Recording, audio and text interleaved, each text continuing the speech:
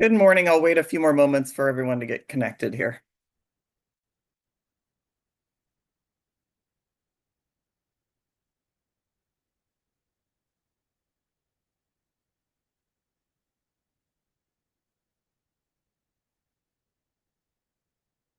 Great. I will go ahead and turn to our court reporter. Are you ready for us to go on the record? Yes, I'm ready. Good morning. Great. Thank you. Then I will start with our usual introductions and we will get to it. Good morning. It's good to see all of you again. It is March 10th, 2025. I'm Nicole Kinsey, presiding hearing officer for the Administrative Hearings Office of the State Water Resources Control Board. This is the hearing on the pending petition for assignment of state filed application 25517 and accompanying water right application 25517X01, and the pending request for release from priority of state filed applications 25513, 25514, the unassigned portion of 25517, 22235, 23780, and 23781 in favor of water right application 25517X01 of Sites Project Authority. Today we pick up and continue the rebuttal portion of this hearing.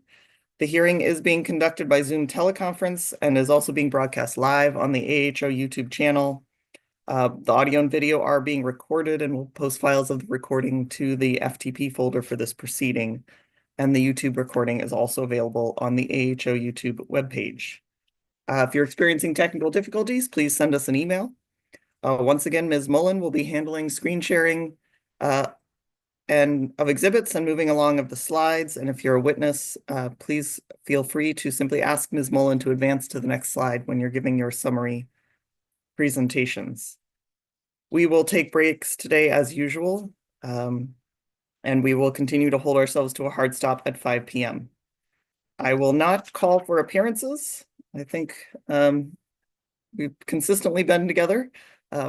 But if there's anyone new who has not had a chance to introduce themselves, it doesn't look like it, please feel free to speak up. And then in terms of our order of proceeding, I did have a chance to review 2 of the hearing days from last week, so I'm almost caught up. I did not get through the third, but I'm working on that. But it's my understanding that we are set to start with Mark Easter today. We will then move to Mr. Schutz and then Dr. Rosenfield. And then we would pick up, depending on where we are, no sooner than tomorrow to hear from Mr. King and Ms. Moreno. So that's my understanding of where we are and our summary going forward. And with that, I will pause and ask if there's any corrections to that order of go, or if there are any other procedural issues we should look to before we get started with Mr. Easter. Mr. Hitchings, please. You are on mute, Mr. Hitchings. Sorry about that. Good morning. Thank you. I just want to raise an issue with, I noticed with Mr. King's rebuttal testimony, he had submitted a PDF version, but it's in a very odd and difficult to read through format. The lines there's a lot of gaps in lines, and sentences kind of continue on. It's very difficult to read. I think it's going to be hard for the record tomorrow for the cross to follow that. So this is PDF. I'm sorry, this is King 84. And if you look at the formatting of it, it's difficult to read. And so I'm wondering if something can be done to resolve all of those formatting issues that are in the document, as long as it doesn't change any of the content other than making it readable. I think, and I recall I had looked at the testimony. Mr. King, do you have a Word version of, I know we asked for it in PDF, but do you happen to have a Word version of your document that maybe? Yeah, yes, I do. If you would please email in or upload to the FTP site a Word version, and we'll see if my team can translate that over to a PDF that's or consolidate, just where just the formatting has been affected and none of the words. Okay. Great. Well, thank you, and I apologize for that. But when I printed it out, it looked good. So maybe because I printed out on Word. So PDF sometimes does funny things. Okay, great.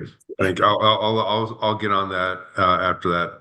I have a follow-up after Mr. Hitchings is done, so I will turn to you after that. Yes. So please, Mr. King, and then we will see if we can get something organized and formatted this morning, if possible, and then we'll go from there. But thank you, Mr. Hitchings. Is there anything else?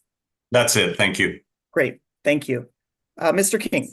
Yes, so thank you. So I wasn't able to attend much of last week. I just a little bit, and then Miss Mertz from Friends of River reached out to me very graciously and told me that about the scheduling for this week, which you reiterated. So tomorrow is good for me. I have a probably conflict today and conflict Wednesday, so tomorrow's perfect. And so I just wanted to reconfirm that for the group, but I also appreciate the Ms. Mertz reaching out to me. So thank you. Thank you. And thank you, Mr. King. With that, is there anything else before we turn to Mr. Easter?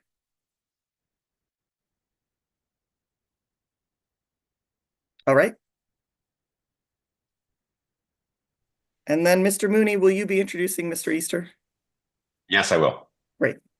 I will look to my team to go ahead and get us spotlighted, but in the meantime, I will, I know you've been with us before, but I'll go ahead and re-administer the oath. There we are. Welcome back, Mr. Easter. If you would please raise your right hand. Do you swear or affirm under the penalty of perjury that the testimony you will give in this hearing will be the truth, the whole truth, and nothing but the truth? I do. Thank you very much.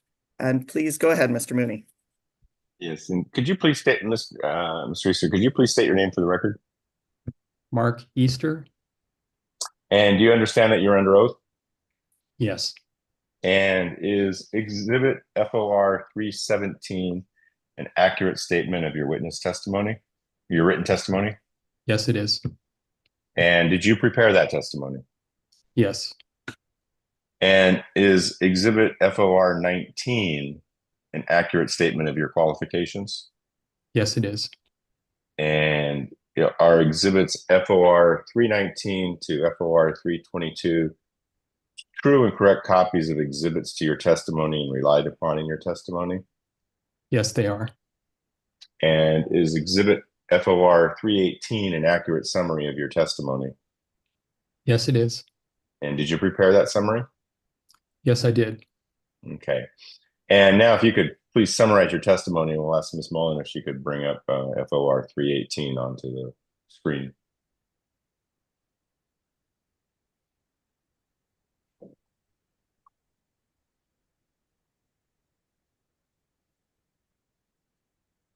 All right. Thank you, Ms. Mullen.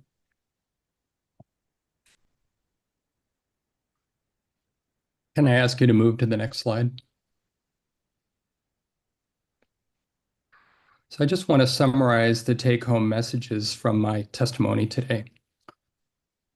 In their testimony, the site's project authority did not adequately explain or justify why the FEIS significantly underestimates the project emissions.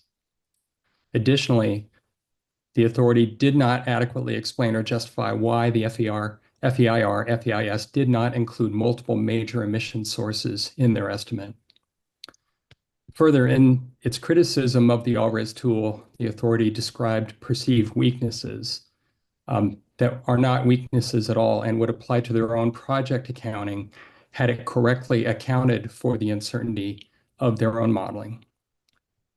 And finally, uncertainty in greenhouse gas accounting is a critically important indicator of climate risk. Next slide, please.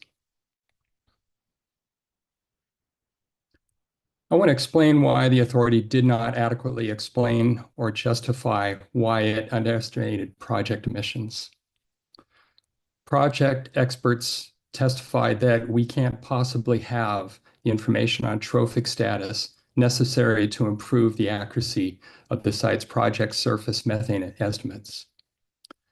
The project documentation actually collected the information necessary in its accounting of the nutrient concentrations on water input sources that would be used to fill the reservoir.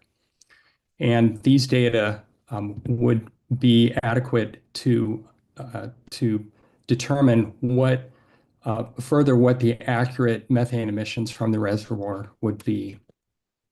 Project experts testified that harmful algal blooms, an indicator of eutrophication, would be likely in the reservoir and would require mitigation. The phosphorus concentrations in the reservoir input sources indicate that the reservoir would be classified as eutrophic or hypereutrophic, and that information was available in the site's project authority's analysis and therefore was available to the team completing the greenhouse gas estimates. And why this is important is that reservoirs that are eutrophic or hypereutrophic emit far greater surface methane emissions than those that are cleaner, oligotrophic or mesotrophic. Next slide, please. So I want to just walk through and try to briefly explain why this is important.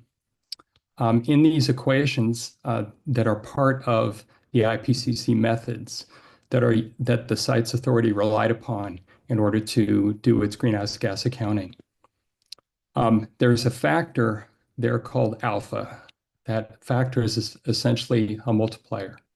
And in these 4 equations that you see, that alpha, the value that's used for that alpha directly impacts what the estimates of the surface methane emissions are.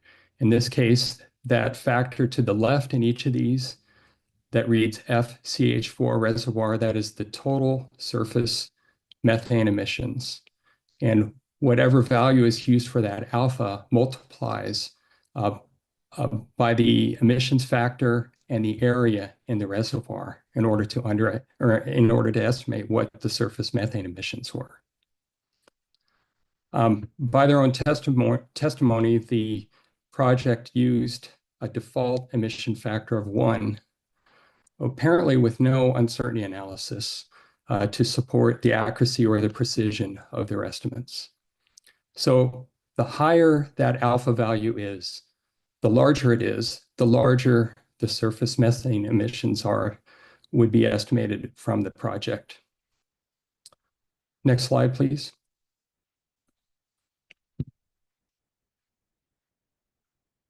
So the project authority used that default value of 1. Now, the IPCC methods recommend that if information on trophic status is available, and in this case, information on phosphorus that would be in the reservoir or actually is in the reservoir is available, that can be used to estimate what that alpha, that multiplier would be. And this table pulled from the methods document that the site's authority relied upon indicates what the recommended values and range of values would be for that alpha. They used a 1. Now you can see in the right-hand column here, there's actually a range from recommended values of 0.7 up to 25, with a range of values associated with each of those recommended values. What this means is that the emissions, if they are hypereutrophic, could be 25 times higher than the emissions estimate if a default value of 1 is used. Similarly, if the emissions are eutrophic, they would be estimated as 10 times higher than the default value that was applied. Now, the question might come up, isn't the default value the appropriate value to use? And the methods are actually quite clear that if what's called activity data or other supporting information indicates that there are reasons to believe that the trophic status is other than what would be, or if there is information that would indicate what the trophic status of the reservoir would be, then that information should be applied. And it does not appear to have been applied. Next slide, please. These are what the consequences of that decision were. And the left-hand side, you see what the impact of that alpha equation factor would be. Using the default of 1 with no uncertainty, you can see that that impact is relatively small. And the range of whether it's eutrophic, it would be 10 times higher with an uncertainty of plus or minus 45%, minus 40%. Or if it's hypereutrophic, in the case in the case of hypereutrophic, that alpha would be 25 with a range of plus 58% or minus 42%.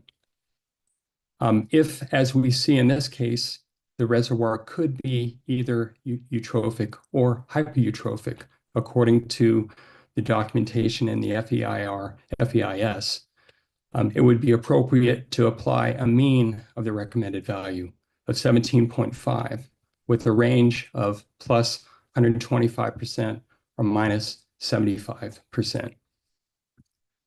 Next slide, please.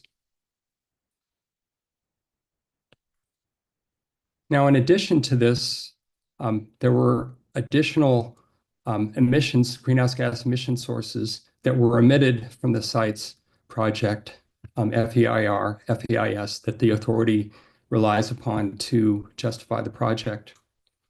And they failed to explain why these were not accounted for in their greenhouse gas documentation. This includes impacts from loss of stream flows downstream on wetlands, which lead to loss of ecosystem carbon and nitrogen to the atmosphere as greenhouse gases, carbon dioxide and nitrous oxide. Similarly, they didn't take into account the impacts of decommissioning, as dams inevitably must be decommissioned at some point. The loss of sediment through the decommissioning process, and also the exposure of sediment through dewatering leads to significant methane emissions at the end of the project. They didn't take into account carbon leakage, which we explain here as land use change to offset inundation, upper right-hand corner. This is the consequences of replacing economic activities that are present in the inundation footprint, in this case, agriculture. And then finally, they did not take into account decay of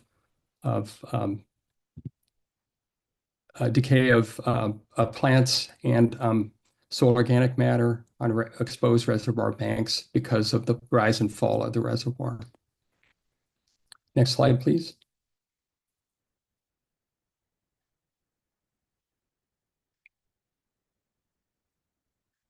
The site's project authority expert witnesses testified. I found in my analysis that the greenhouse gas emissions were both NEPA and CEQA compliant by including emission sources that are reasonably foreseeable, and they are consistent with current IPCC guidance. I'd like to point out that the FEIR estimated overall flow reductions to the Sacramento River Delta due to the project. These flow reductions are reasonably foreseeable to cause wetlands loss in the San Joaquin Sacramento River Delta, which is an extremely carbon-dense ecosystem.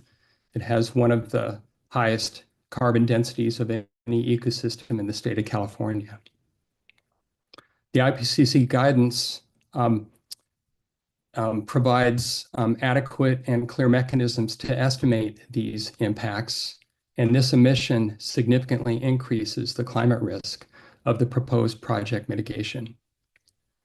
Next slide, please.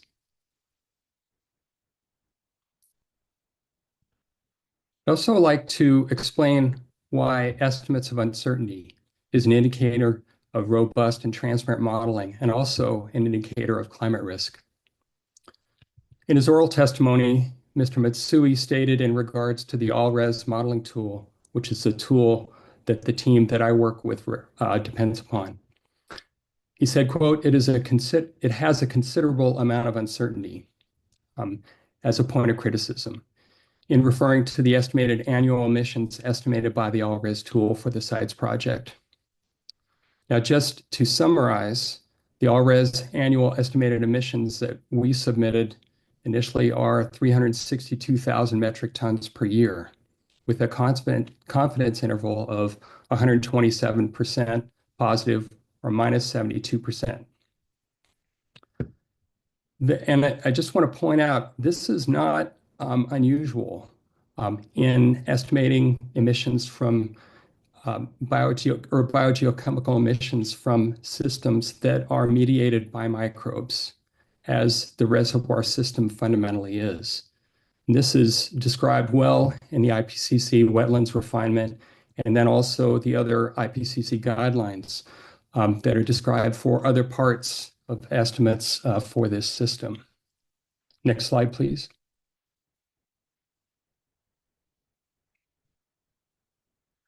So this is the estimate that we prepared initially, and it shows this estimate, 362,000 metric tons per year, with a 95% confidence interval of plus 127% or minus 72%. So I'm just providing this for illustration purposes. Next slide, please. This is the uncertainty range that is explained or is essentially provided by the IPCC in the estimate documentation that is appropriate for the CITES project and was utilized or relied upon by the CITES project authority. And I just want to point out the considerable uncertainty in what would be the recommended alpha emission factor for a system that is identified to be in the range of eutrophic to hypereutrophic. That range is plus 125%, minus 70%. Next slide, please. I also want to make the point that estimates of uncertainty are an indicator of robust and transparent modeling and an indicator of climate risk. And I want to provide an example here that underscores this. The IPCC guidelines for estimates of soil nitrous oxide emissions from nitrogen amendments to soil recommend using a plus 200% uncertainty for the emission factor.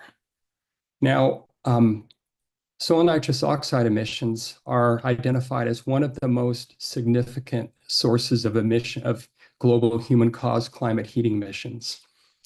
More than 4% of the total human-caused greenhouse gas emissions in the world. And that's consistent with what we see here in the US.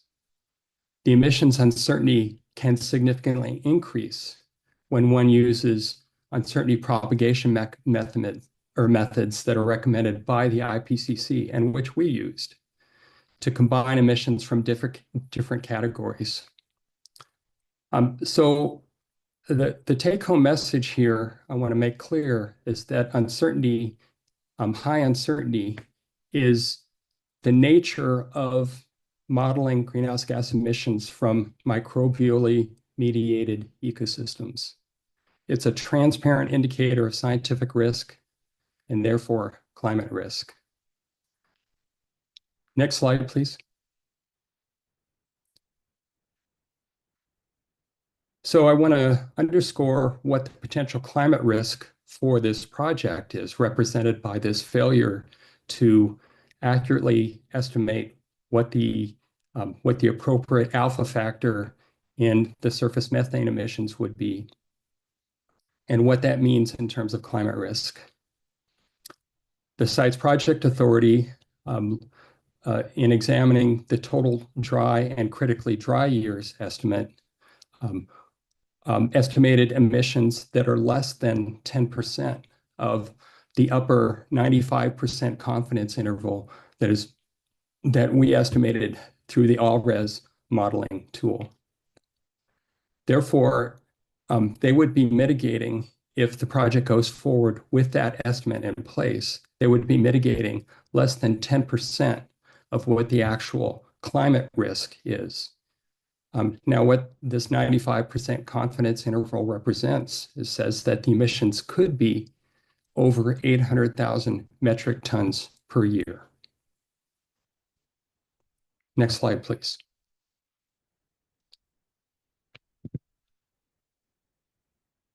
So just to drive this point home, hopefully assessing uncertainty accurately is transparently is a scientific strength that is critical to good decision-making. Microbial-derived emissions from ecosystems from land use and land use change make up a major part of the human-caused greenhouse gas emissions worldwide. They are, by their nature, highly variable. Not accounting for that uncertainty impacts accurate risk assessment. And the CITES project, FEIR, did not report estimates of uncertainty in its greenhouse gas modeling. This undermines its own estimates. Next slide, please. So just to conclude, the project authority did not adequately explain or justify why the FEIR, which it's relying upon to justify the project, significantly underestimates the project emissions. They failed to adequately explain or justify why they did not include multiple major emission sources in their estimate. In their criticism of the ALRES tool, the project authority described perceived weaknesses that would apply to their own project accounting, had it correctly accounted for the uncertainty of their modeling. And finally, uncertainty in project greenhouse gas accounting is a critically important indicator of climate risk. That concludes my testimony, and I'd be happy to take any questions at this point. Thank you. Thank you, Mr. Easter. Mr. Ferguson, do you have questions for Mr. Easter? I do. Good morning, Mr. Easter. My name is Aaron Ferguson. I'm an attorney for the CITES Project Authority. I'm going to be asking you a few questions about your testimony, okay? Good morning. Thank you. Morning.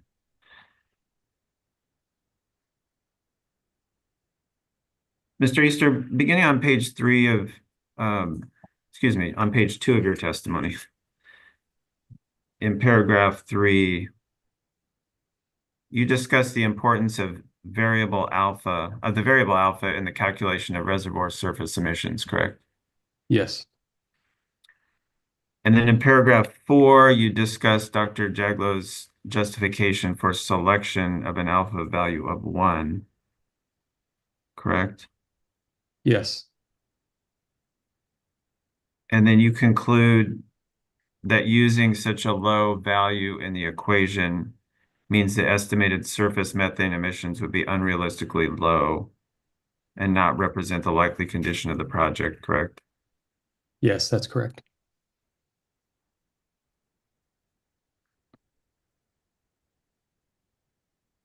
And your conclusion is based on the fact that the alpha value of 1 in the equation of estimated surface emissions reflects a clean body of water with little nutrient and algae loading, correct? Yes. Okay.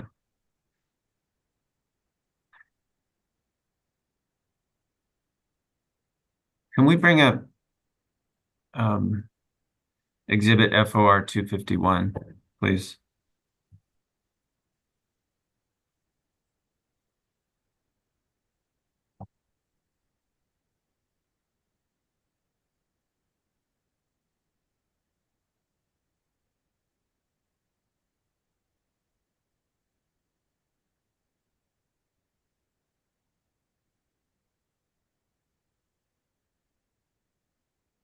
Mr. Easter, do you recognize this document? And we made you to scroll down. Yeah, can you scroll down to the bottom to the footer? Yes, I do. And do you agree that this document is part of the 2019 refinement to the 2006 IPCC guidelines for national greenhouse gas inventories? Yes. And from your understanding, is the 2019 refinement to the 2006 IPCC guidelines the most recent supplement to the guidelines? With regards to wetlands, yes. Yes, thank you. Okay. And you note on page 3 of your testimony that Sites Project Authority consultants relied on the 2019 wetlands refinement as guidelines, correct? That was what I heard in their testimony, yes. Okay.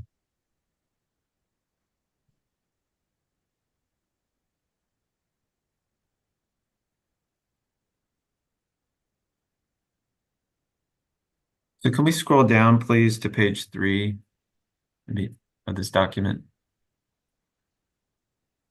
And just to focus in on the table of contents here so we can kind of orient ourselves. You see that section 7.3 is entitled flooded land,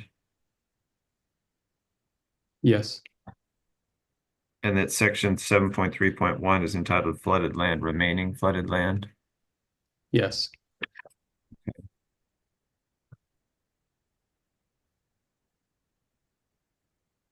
And so can we scroll to page 12 now, please?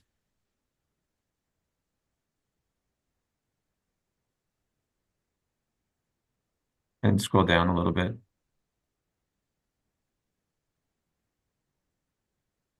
And so we're in section 7.3.1.2 here, correct?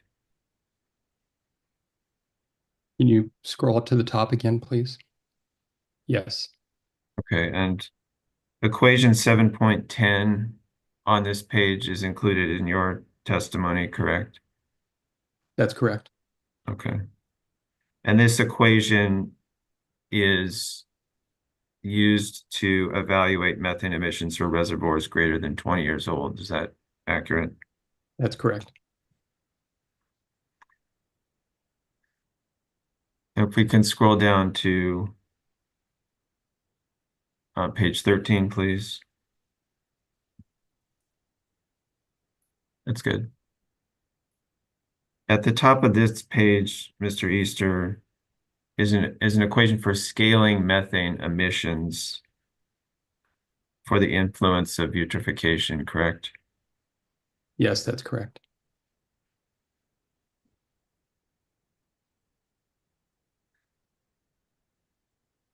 And the alpha value in the equation is the emission factor adjustment for trophic state in a reservoir. Is that accurate? Yes, it is. And here it says out in the legend, I guess, it says that the alpha value for tier 1 analyses is 1, correct? It's yes, it says that there. Mr. Easter, do you agree that tier 1 is the default method for estimating surface emissions when there is limited or no data available? When there's limited or no activity data available, yes, I would agree.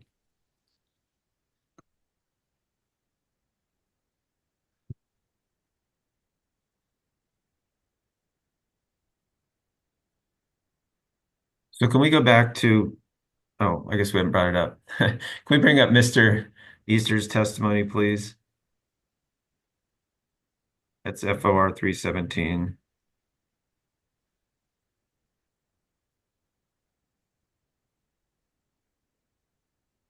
And then scroll to page 3, paragraph 4.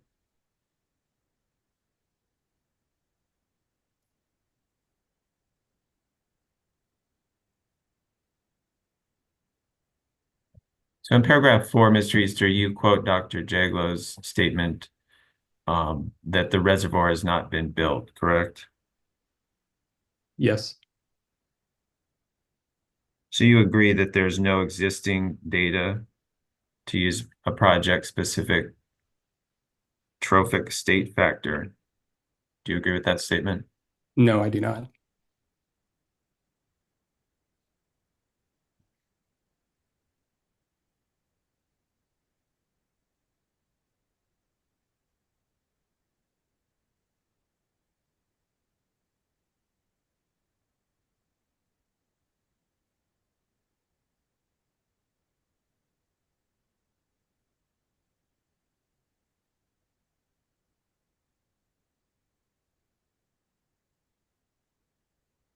I assume your basis for saying you do not is based on your analysis of the inflow phosphorus concentration. Is that correct? No, it's based on the project authority own their analysis of what the phosphorus inflow to the reservoir likely would be. Okay.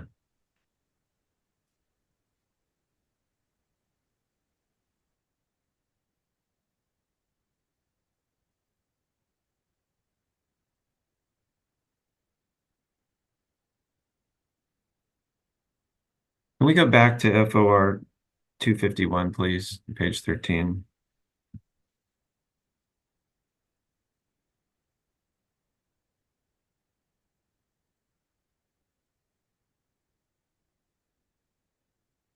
And just above the title, Tier 2, do you see the sentence, Mr. Easter, that says,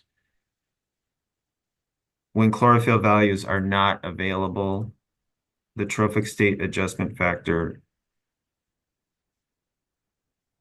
or equation 7.11.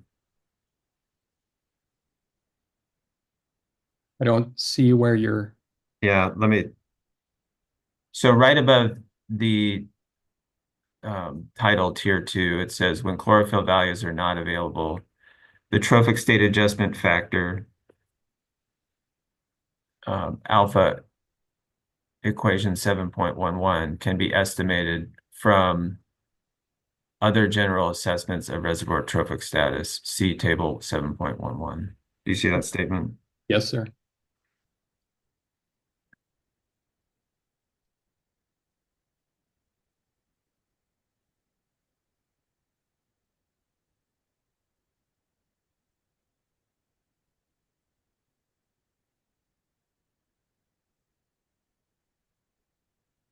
So can we scroll down to the well, I'm sorry. Yeah, can we scroll down, please, to table 7.11?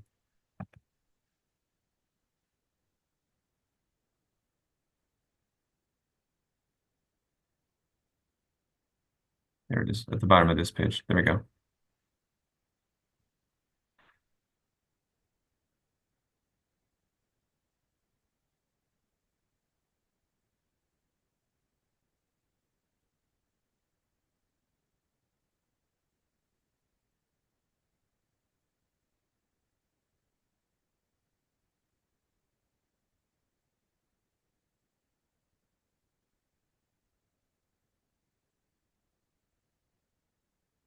Let me just ask you, do you agree that chlorophyll values are not available for the site's reservoir? Measurements of chlorophyll values are not available. However, surrogates for what the expected chlorophyll A values are provided here in table 7.11. And what are you referring to when you say surrogates are available? Well, in this case, in my own analysis, it would be the expected phosphorus concentration. Okay.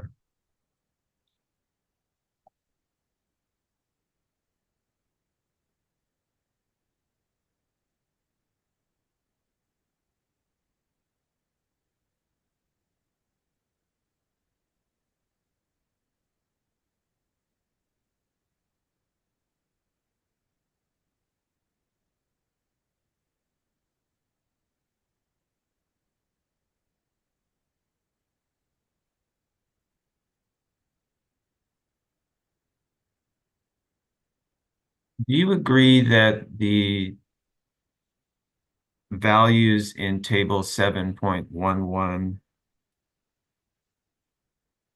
may be used as an alternative to the equation 7.11? I don't understand your question. Do you agree that the alpha values in 7.11 are an alternative to the equation 7.11 for determining alpha values? Yes, as they are an alternative alternative to being able to rely on direct chlorophyll A measurements.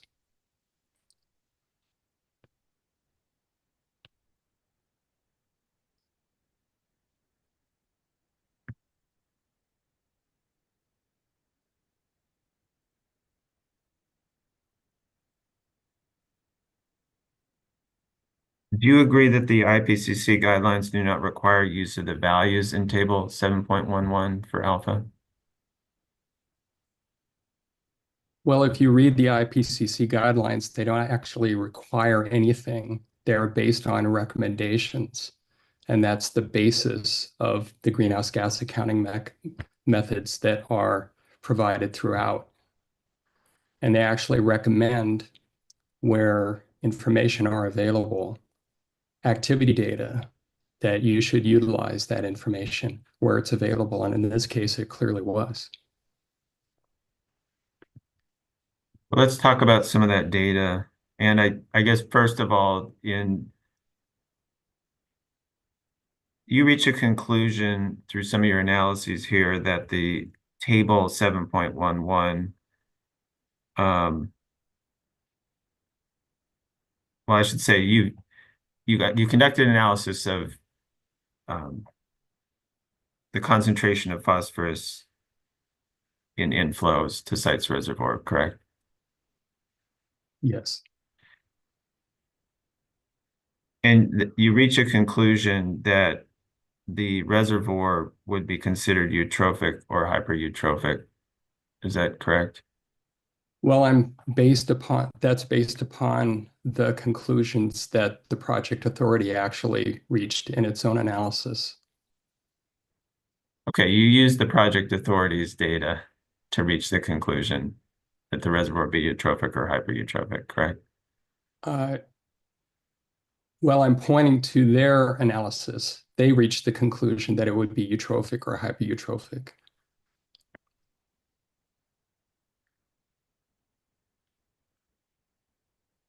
And I agree with that assessment. Yeah, yeah, okay, well, we might come back to that.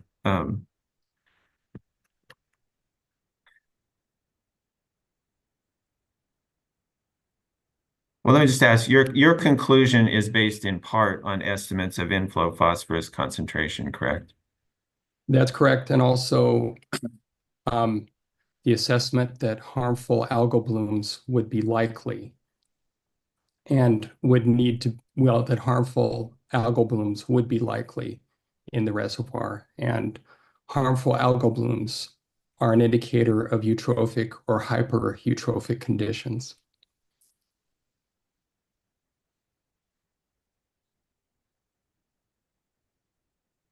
In paragraph 8 of your testimony, you quote from the FEIS, and conclude that phosphorus levels in the inflow to the reservoir are likely to be in the range of 0.04 to 0.19 milligrams per liter, correct?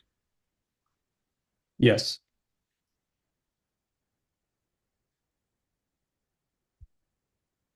And can we bring up AHO 73, please? And turn to page 1.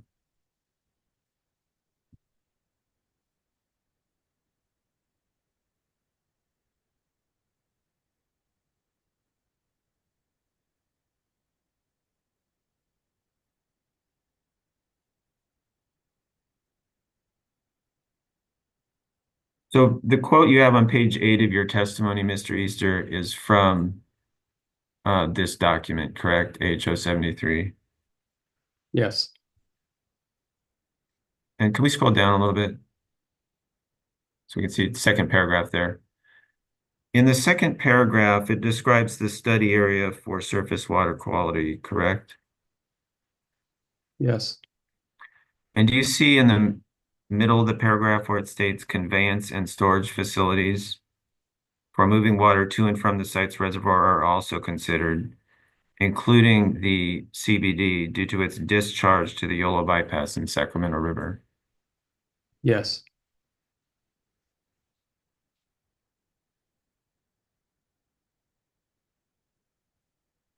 And can we turn to PDF page 13? Can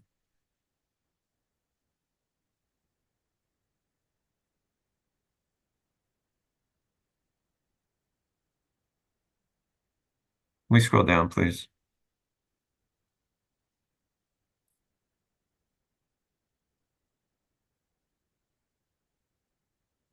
There we go, that last paragraph. So the last paragraph here on page 613 is the quotation from your quotation you include in your testimony, correct? Yes, that's correct.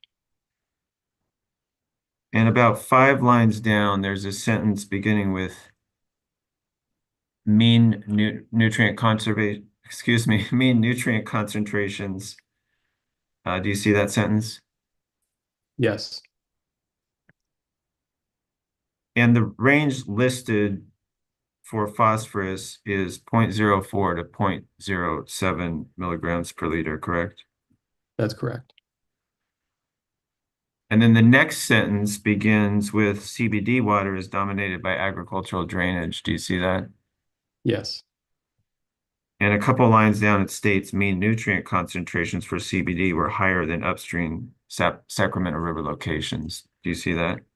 that's correct. And there for the CBD, it lists 0.19 milligrams per liter, correct? That's correct.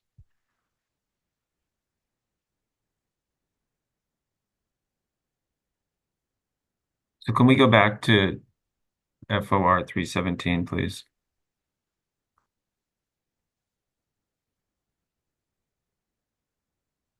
And scroll to page 6.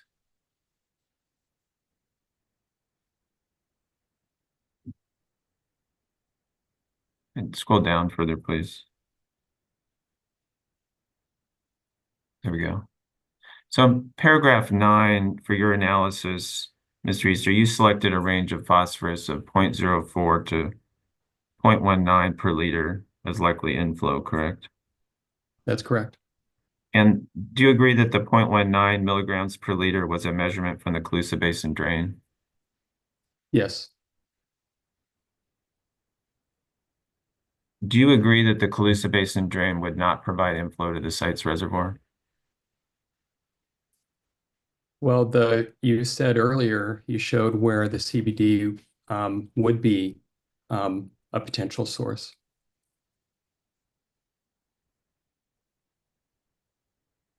Well, I'm asking you, do you agree that the CBD would not be a potential source of inflow to the site's reservoir? No, So you believe this CBD would be a source of inflow to the site's reservoir? well, isn't that what the documentation indicates? Well, maybe we can bring up AHO 68.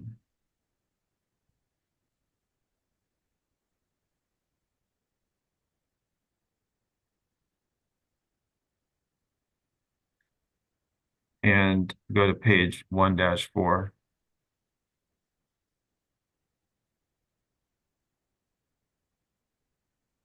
There we go. Can we scroll down, please?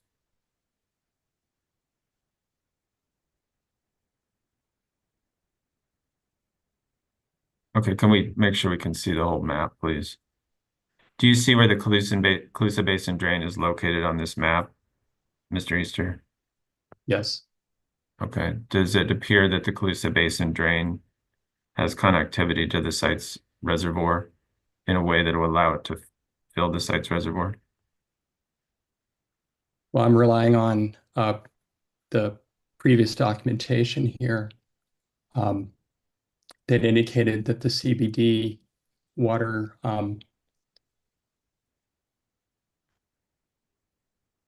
could potentially be a source. I didn't rely upon this actual document. And you're talking about the discussion in AHO 73? It was the document that you showed before prior to this that discussed the CBD. Okay, well, let's go back to AHO 73, page 1.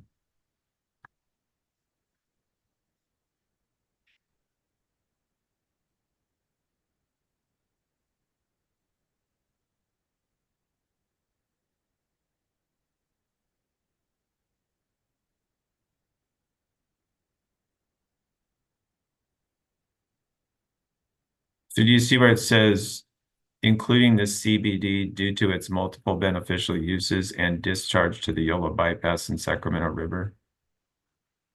Yes, So is it your understanding that the CBD is a facility that discharges to the Yola bypass and the Sacramento River and not to the proposed site's reservoir? above there it says conveyance and storage facilities for moving water to and from site's reservoir are also considered including the CBD.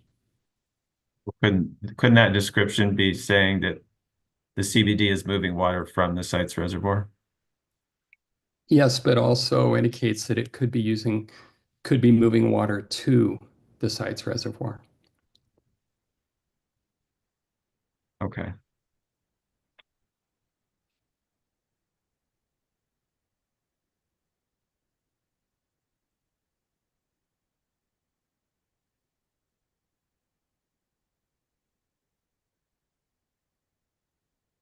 Let me ask you if hypothetically, if you were to assume that the CBD did not move water into site's reservoir, do you agree that use of the 0.19 as an estimate of inflow concentration of phosphorus to the reservoir would be improper? I'm not comfortable addressing that as a hypothetical. I'm looking at the documentation that's on the screen right now, and it indicates that CBD is a potential source for water to be moved into the site's reservoir. So it doesn't seem hypothetical to me. Well, let me ask you, your selection of 0.19 as the upper bound of the inflow concentration of phosphorus was made on the assumption that the CBD provides inflow to the site's reservoir, correct? Yes. And so if the CBD doesn't provide inflow to the site's reservoir, then 0.19 would be an improper upper bound, correct? Based on the paragraph you took the data from. If the CBD was not used at all, that's correct. Well, was not used at all to provide inflow, correct? That's correct.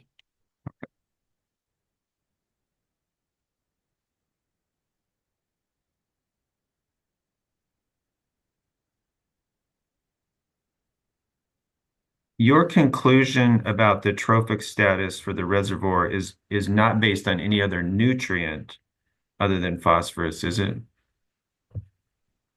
No, it's not. Is a reservoir's trophic status, assuming we're, I guess, relying on table 7.11, is a reservoir's trophic status determined solely on phosphorus levels and inflows?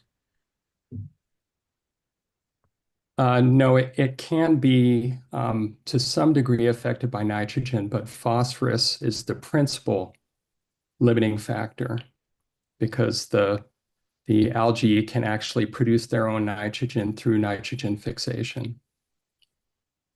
So phosphorus is the principal indicator, and that's been demonstrated throughout the scientific literature. So you agree that there are other parameters listed in table 7.11 besides phosphorus that would affect the selection of the trophic class, correct? No, I don't. Those are alternatives that could be used if you have estimates of chlorophyll A. In the absence of measurements of phosphorus, total nitrogen, or Secchi depth, or if you have phosphorus in absence of the others, or you have nitrogen in the absence of others, those are potential indicators, or Secchi depth in the absence of others. That those are indicators of what the trophic status would be. I'll point out that there are likely other sources of phosphorus that are noted in the project documentation, and that would be and other nutrients coming from soils in the inundation footprint and also from the vegetation in the inundation footprint. And that's clearly documented in the the project authority analysis.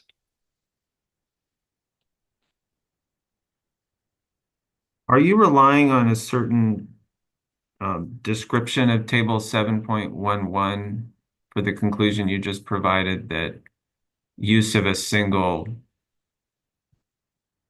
variable from table 7.11 is sufficient to select a trophic status? Yes, I am. Okay, where is that language? It says it's in the description of table 7.11, and the section above that, trophic state adjustment factor, can be estimated from other general. It begins with trophic state adjustment factor alpha equation 7.11 can be estimated from other general assessments. And so your interpretation of that paragraph is that you can use any one of the variables such as chlorophyll, phosphorus, nitrogen, Secchi depth to select the alpha value in the table. Yes, in the absence of other information that may be available. Okay.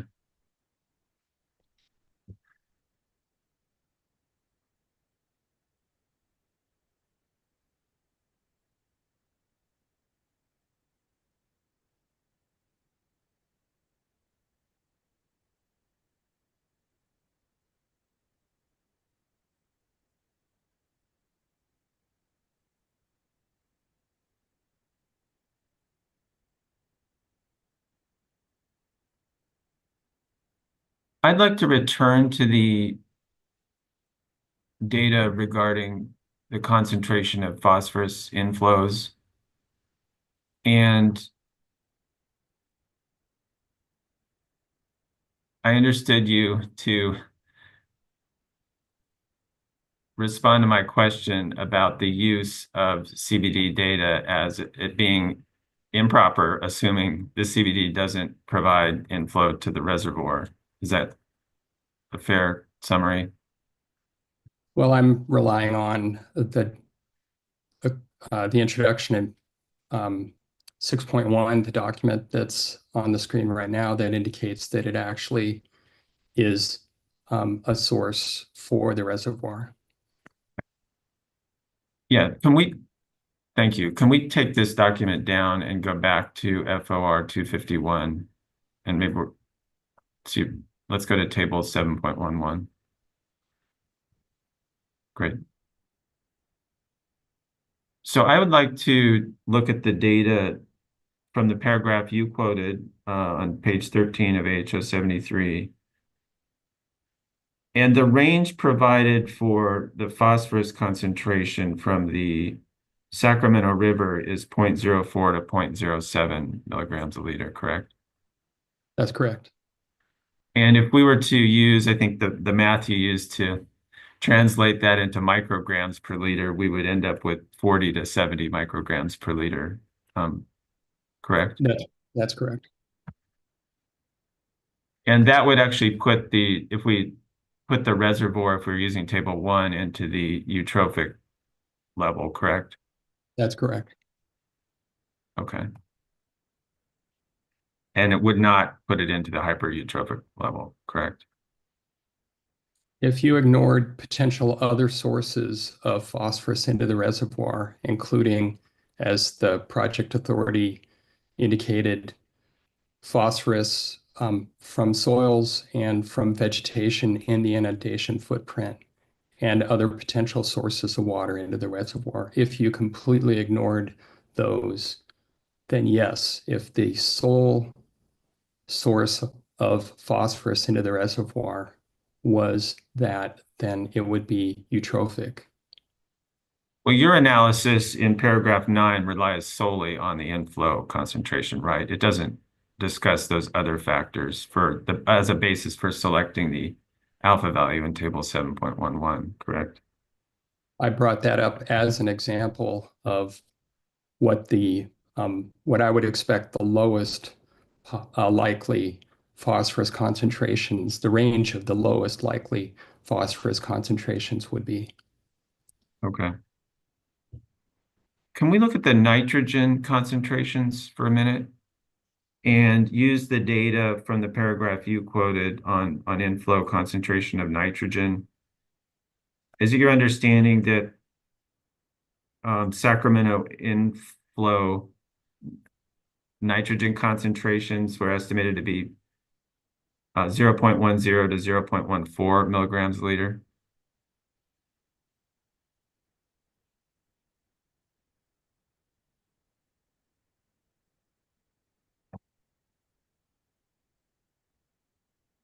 That's correct. Okay. So what is that, if you convert that to micrograms per liter, what does that equal? That would be 100 to 140. And if we go back to table 7.11, where would a nitrogen concentration of 100 to 140 fall in terms of trophic class? In the absence of information on phosphorus, it would be it would be oligotrophic. But what this ignores is that, and the IPCC documentation describes this, that algae are can be, not all algae, but some of the microorganisms that are involved can fix their own nitrogen. So they are not essentially nitrogen limited. And so that and phosphorus is the principal indicator of what the trophic status would be. Said a little bit differently, lower concentrations of nitrogen are not limiting for algae production, and then essentially the conditions that would lead to eutrophic and hypereutrophic conditions within the reservoir, and therefore higher surface methane emissions.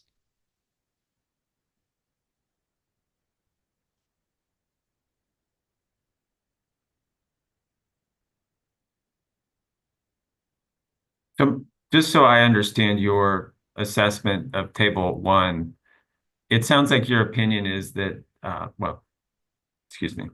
My understanding of your opinion is that you can use any one of the variables to determine trophic class.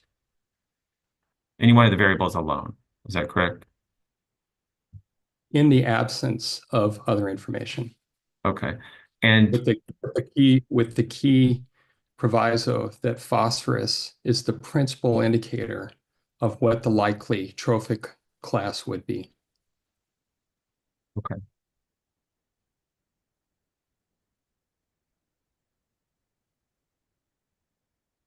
And if we're focused solely on phosphorus and assuming one variable is sufficient to select a class, we would be in the eutrophic class, correct? No, I would say it would be eutrophic to hypereutrophic. But didn't we just determine that the phosphorus level was 40 to 70 micrograms a liter? No, I disagree with that. It would be in the range of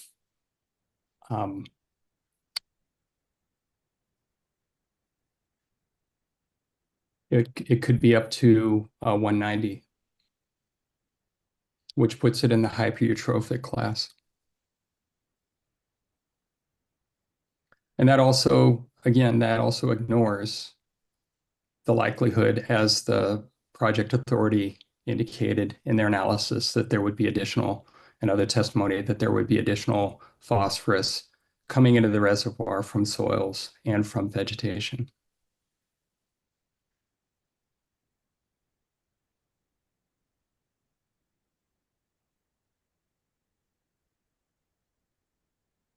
I'll just underscore too that the analysis, the indication that there would be harmful algal blooms in the reservoir is a clear indication that the reservoir would be eutrophic to hypereutrophic.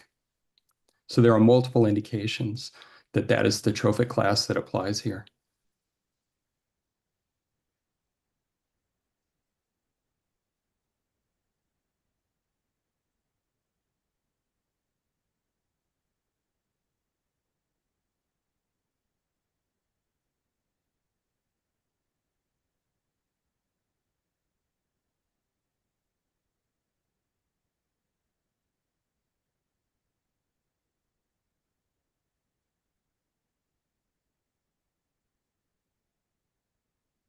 So is your basis for giving the greatest weight to phosphorus in table 7.11 based on any discussion within FOR 251, or is that based on is that your opinion based on other experience?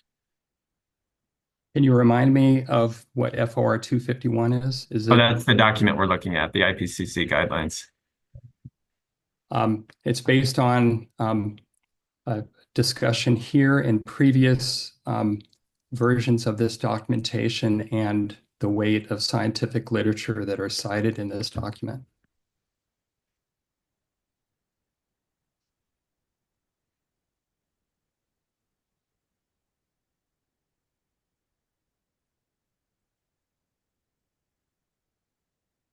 Well, what weight, if any, do you give to the nitrogen concentration that we reviewed with respect to selection of the trophic class? It would be weighted less because it's not a limiting factor in ecosystems like this. The microorganisms that are responsible for creating eutrophic or hypereutrophic conditions are not necessarily limited by nitrogen because they can fix their own nitrogen through nitrogen fixation. They are principally limited by phosphorus.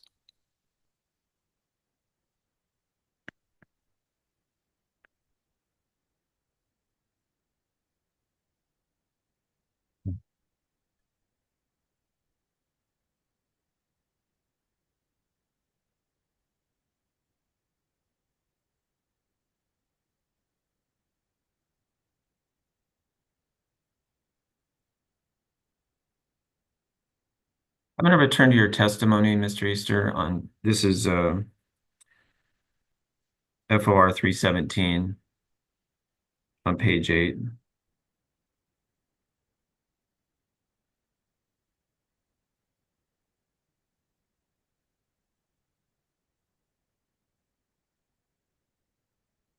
And in paragraph 14, you state that the sites project FEIR, FEIS did not address emissions from direct land use change in the watershed caused by reduced overall flows in the river, correct? That's correct. And it's your understanding that land use changes downstream from the sites project, such as impacts to wetlands, are reasonably foreseeable. Is that correct? That's correct.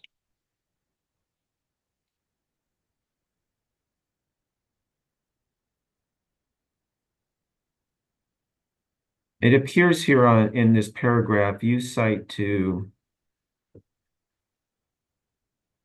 AHO 223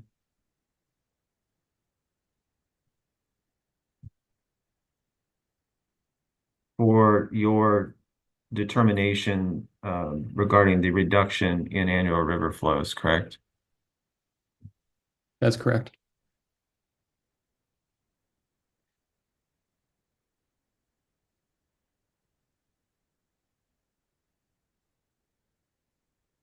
Can we bring up AHO 223, page 9?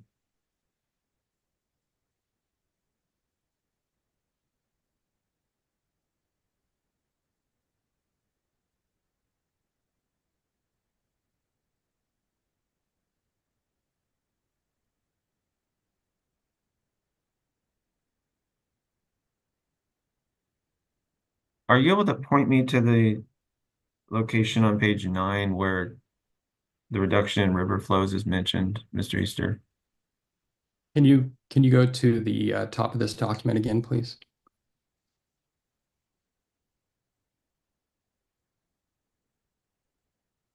And then go down to page 9.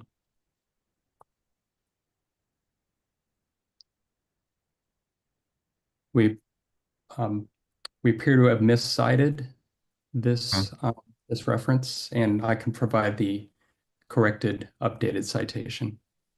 Okay. So your understanding is you've seen somewhere in the FEIR EIS um, an analysis or statements regarding reductions in river flows that you believe support your statement that there will be a impact to downstream wetlands? Yes, that's correct. Okay.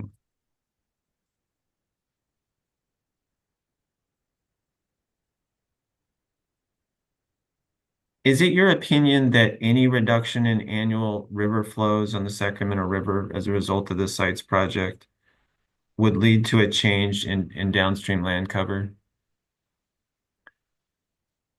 Yes, it's the likelihood that is likely, and it's something that needs to be accurately assessed, considering the carbon density of the downstream wetlands. Did you perform any sort of quantitative analysis to determine if the estimated reduction in river flows would have an impact on downstream wetlands? Yes, I did. And where did you include that analysis in your testimony?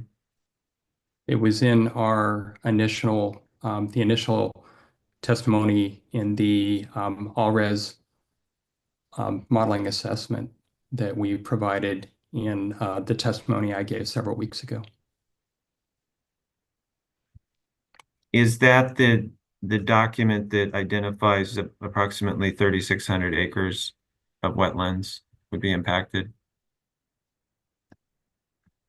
That sounds I right. don't recall the exact estimate of what the acres of wetlands would be, but that's where I assessed what the total loss would be. Okay.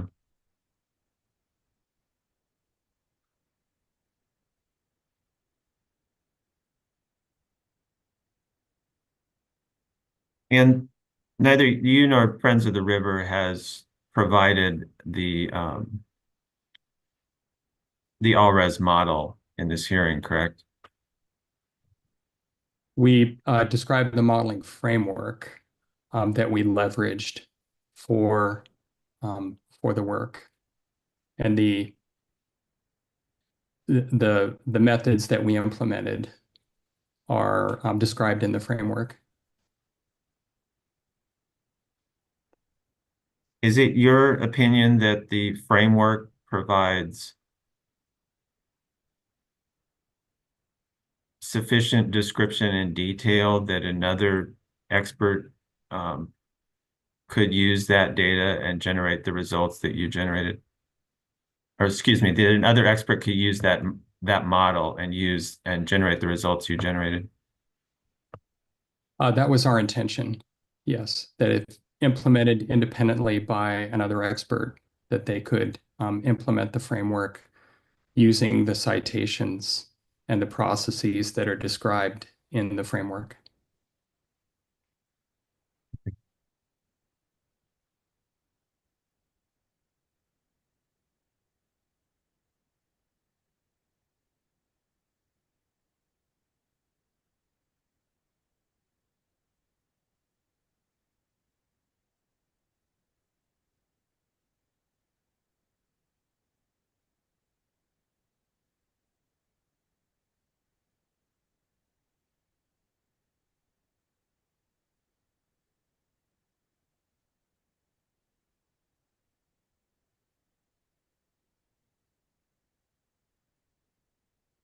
Do you recall, Mr. Easter, questions during your cross-examination a few months back during the case in chief portion of this hearing? Do you recall questions about the authority's proposed mitigation measure for greenhouse gas impacts, specifically measure GHG 1.1? Can you remind me of what those questions were? Well, I'm just asking you generally if you recall questioning regarding that mitigation measure. I remember the topic coming up, but I don't recall if it actually resulted in a question or a statement. Okay. Can we bring up AHO 88, please?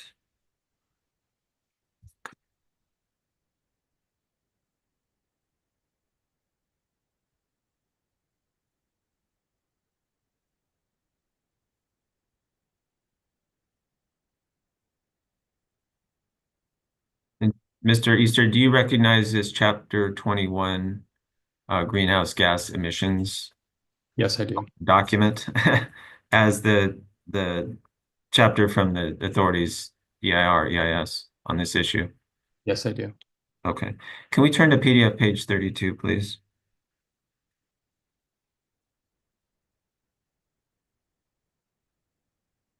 And you see the first sentence in the second full paragraph there, Mr. Easter.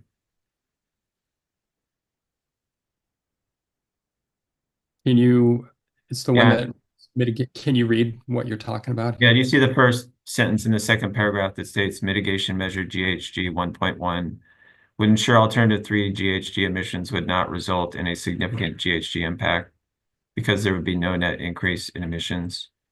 I do see that. And is your understanding of that sentence that if there are changes in land cover that are not currently accounted for in the project emissions estimate, there will be no net increase in emissions still through the authority's activities?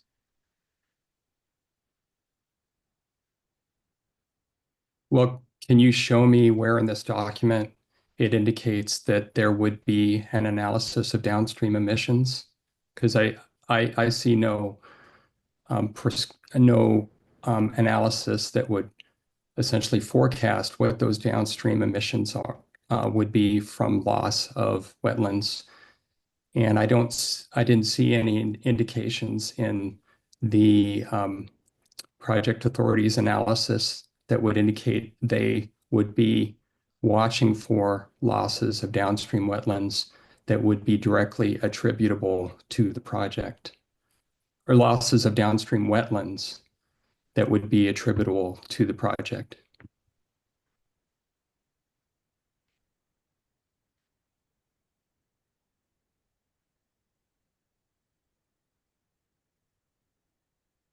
Well, do you agree that this first sentence generally states that the authority is committed to implementing mitigation measure 1.1 such that there would be no net increase in emissions?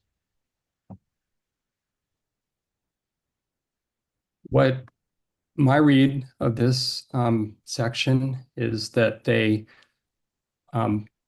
would offset the undercounting, the emissions that the authority estimated, which I'm arguing have been significantly undercounted.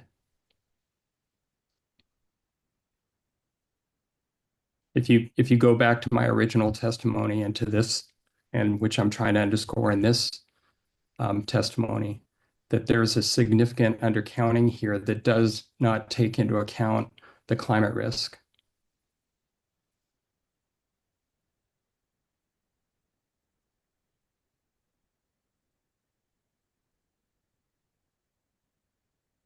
Well, do you agree that this first sentence in paragraph 2 does not state that the authority will only mitigate for the emissions that as calculated in this EIR, EIS, regardless of whether the ultimate emissions are higher? No, I don't. I'd have to go back and reread this entire document to make sure that that's an accurate statement. Well, I'm just asking that based on your read of this first sentence, are you able to offer an opinion on that? What this first sentence says is that there, in the authority's opinion, greenhouse gas emissions would not result in a significant greenhouse gas impact because there would be no net increase in emissions. That doesn't say anything at all about what you're alluding to, mitigation or assessing what the carbon and nitrogen losses from downstream wetlands would be.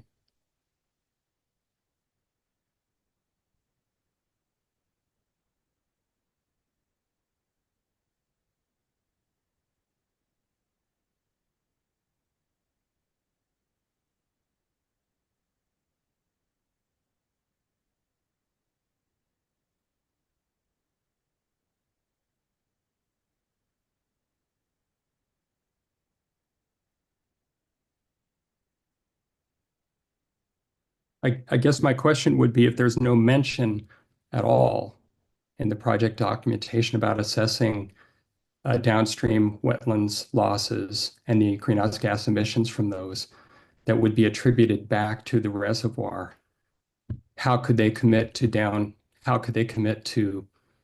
um,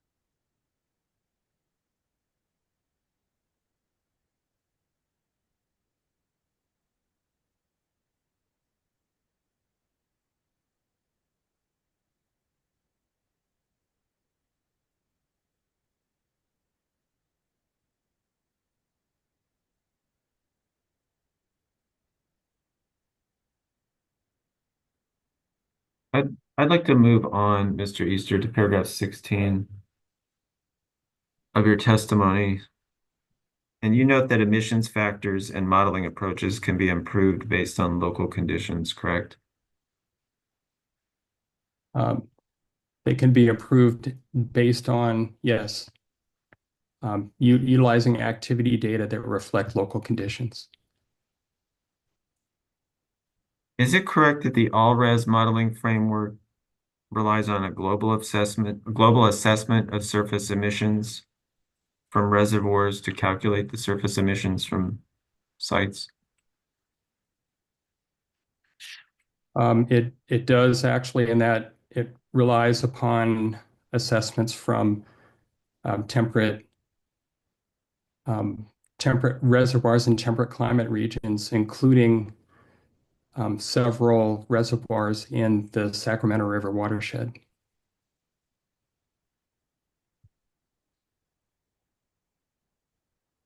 Do you know which reservoirs in the Sacramento River watershed were? Those are described in the paper by Deemer et al. 2016 in the supplemental information. And then also assessments in other, there are other citations that I can't point you to directly in our assessment that examine that. You agree that it's possible that information based on local conditions may become available during construction and operation of the project that could change the current estimate of total project emissions? Yes.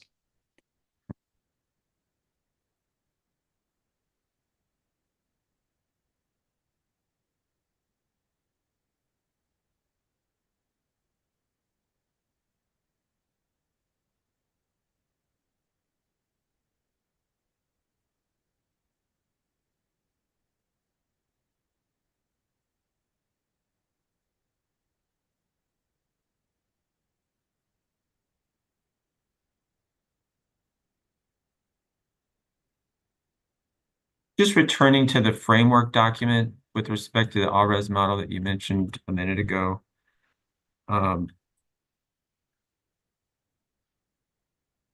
That is it fair to say that that document doesn't detail all the data inputs into the all-res model? Can you describe what you mean by data inputs? Well, it doesn't describe every relevant numeric value that's used in the model, correct? No, it cites the papers that were used in the framework, and those papers describe what the numeric inputs are.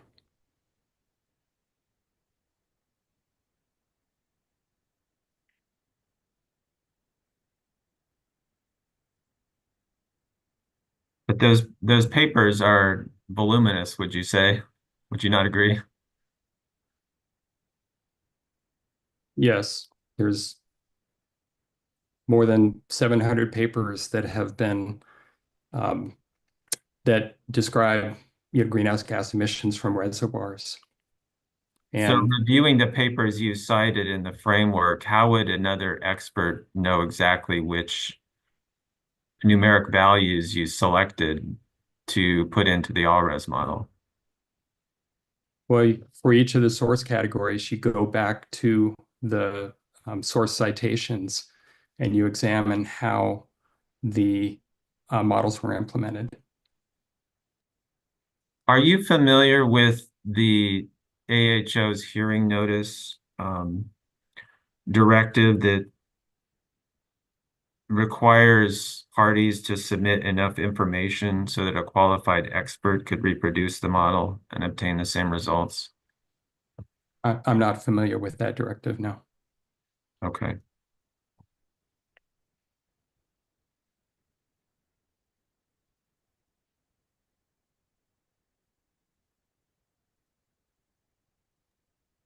And Mr. Is, Ferguson, is this it might your be opinion that go ahead. I'm sorry, I didn't mean to interrupt you, but I just wanted to get a time check because I think we're closing in on a break time, but I wanted to see how much you may have left. I would say like 15 minutes. Do you think, would you prefer to take a break now, or are you in the middle of a train of thought here? Yeah, we could take a break now. Okay, Good. let's go ahead and do that. We'll take 10 minutes and come back at 10:38.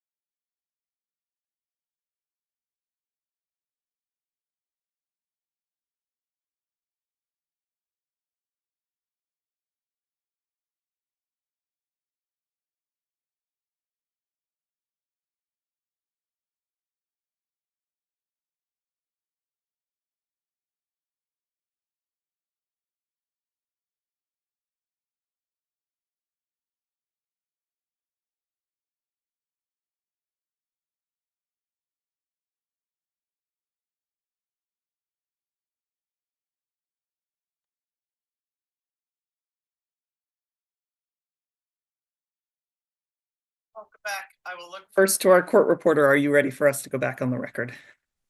I am ready to go. Thank you. And we'll make sure Mr. Mooney is here.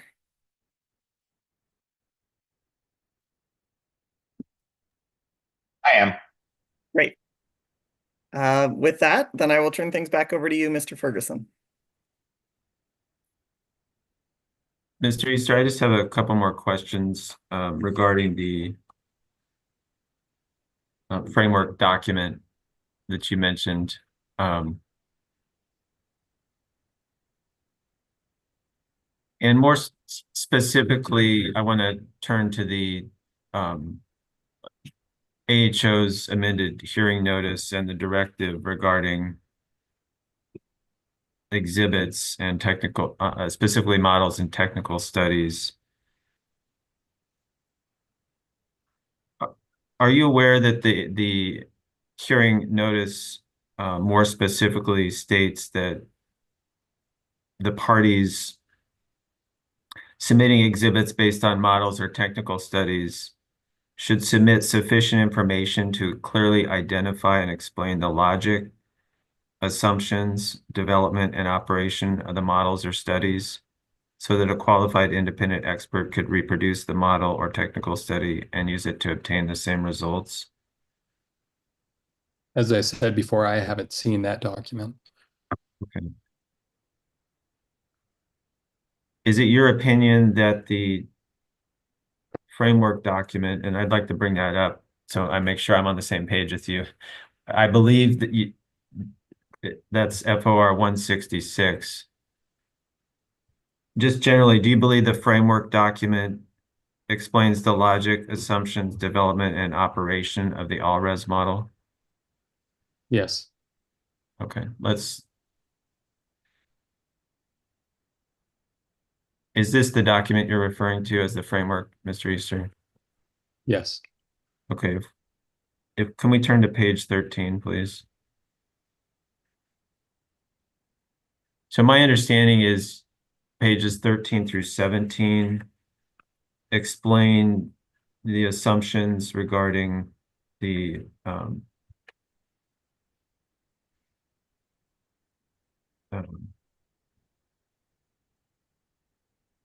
essentially the model inputs, I'll say. This is a discussion of the modeling framework. Yeah, so is it these pages 13 through 17 that you're relying on as your basis for stating that you believe adequate information has been provided, or I should say sufficient information to comply with the directive? These and the accompanying citations within the document. Okay. But again, these citations, if I were to go to them, would it be clearly identify the specific, for example, numerical values or methodology or other details that you used and put into the all-res model? Yes, I believe so.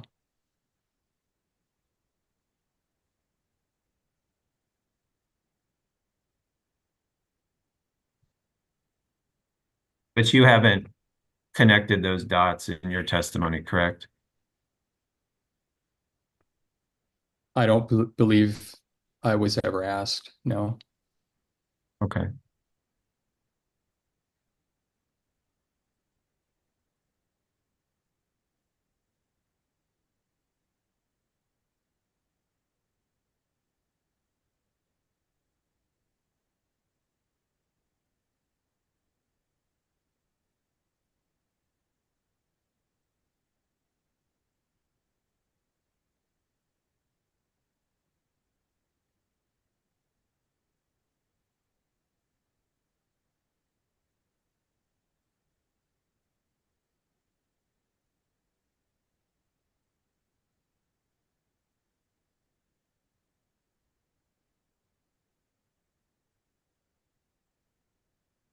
I'd like to turn to page 12, paragraph 23, please, of your testimony, Mr. Easter, where you state that a large uncertainty is not a reflection of the quality of the emissions model, It is a reflection of variance in the data available to create the models.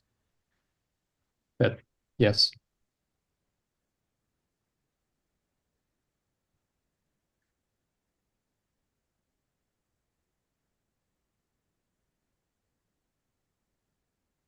Do you agree that the greater the variance in the data, the greater the likelihood that the data is inaccurate? No.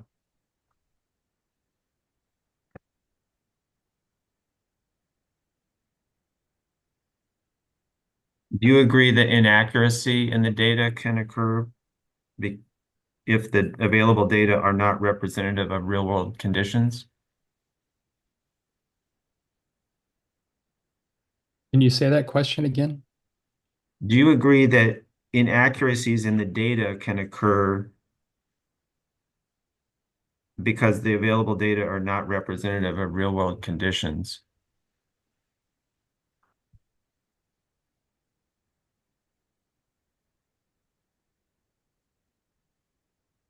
Well, in the context of your previous question, it depends on what your definition of accuracy is.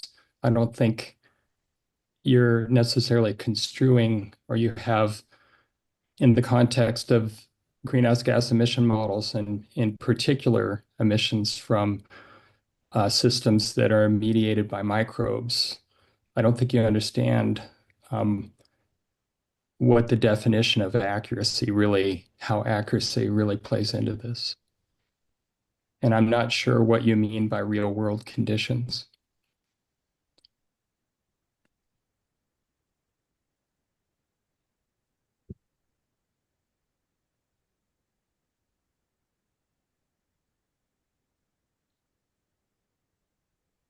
By real-world conditions, I'm referring to the actual conditions at the site's reservoir once it's constructed and operating. So could you reframe that question in the context of what you just said? I want to make sure I understand it. Well, I'm asking if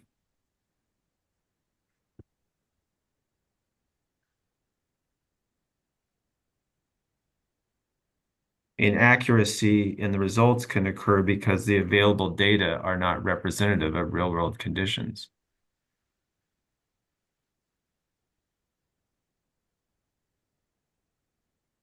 I'd say no, I don't agree with that. I'd say that sometimes models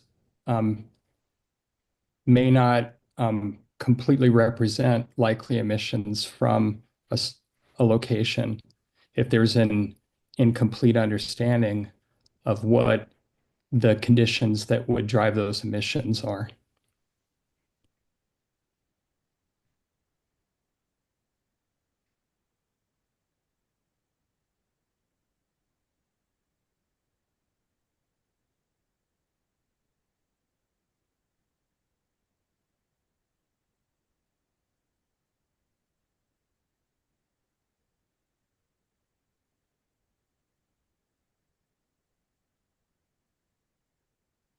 I just want to see if I have your testimony or correct or understand exactly what you're saying. Your testimony is not suggesting that the potential risk of the all-res data being inaccurate does not exist, correct? I'm sorry, can you say that again?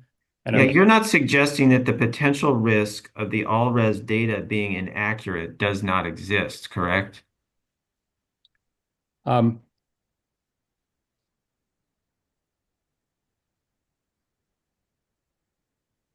there's a couple double negatives in there. Are you saying that there's the potential that the all-res modeling is inaccurate? Is that what you're trying to get me to say? I just want to make sure I'm understanding what you're suggesting in your testimony. And I'm asking you if you're suggesting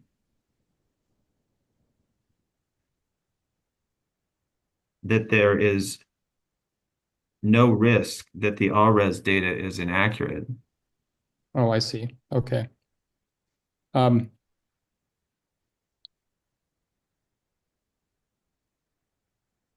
what the ALRES, the way we apply the ALRES framework for our assessment of sites, the sites project at the time that we did the work was based on our understanding of what the conditions driving emissions in the reservoir would be, and also the expanded framework, that the expanded life cycle modeling framework that we used, which was greater than the framework that was used by the Sites Project Authority. It represents a range of conditions, a range of emissions that are reasonable at the time that we prepared the analysis.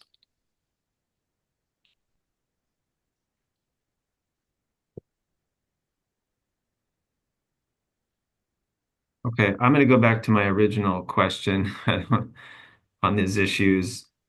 Do you agree that the greater the variance in the results, the greater the likelihood that the data is inaccurate? I think that's already been asked and answered. I think I asked him about the greater variance in the data, not the results. All right, I'll allow that. I think you're misunderstanding the role of data in generating these models.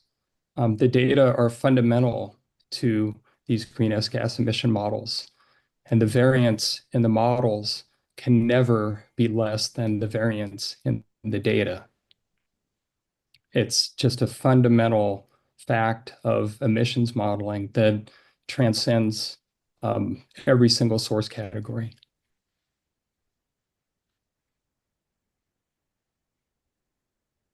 So said differently, the data are what the data are. And if the data indicates a high degree of variance, that doesn't mean the data are inaccurate. It's what the data show.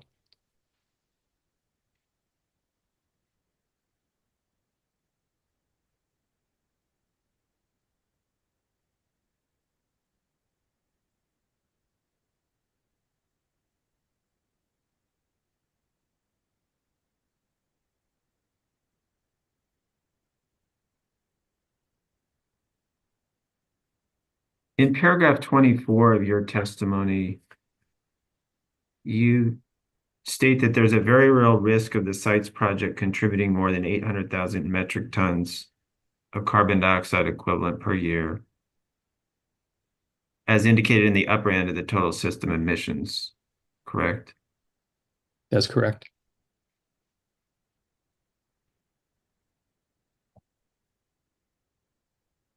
And the conclusion is based on the upper end of the confidence interval as shown in the figure on page 13, correct? That's correct. What is the lower end of the confidence interval? It's around 100,000 metric tons. Isn't it just as likely that the sites project will contribute 100,000 metric tons as it is that would generate 800,000 metric tons? Right. I think that question asked it about 100,000 twice. Mr. Ferguson, maybe just rephrase or not rephrase it, state the question again, please. Yeah, Mr. Easter, is it just as likely that the project would generate 100,000 metric tons as it is that it would generate 800,000 metric tons based on your analysis here? Yes, that's true.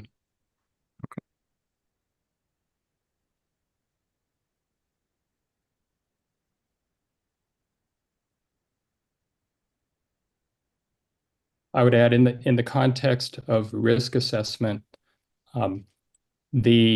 especially in the context of the climate crisis, one has to consider what the potential climate risks are. And it's the upper end of the bar here is is the greatest indicator, the most significant indicator of what the potential climate risk of the project is. The part of potential risk is an assessment of probability, correct? Yes, that's correct.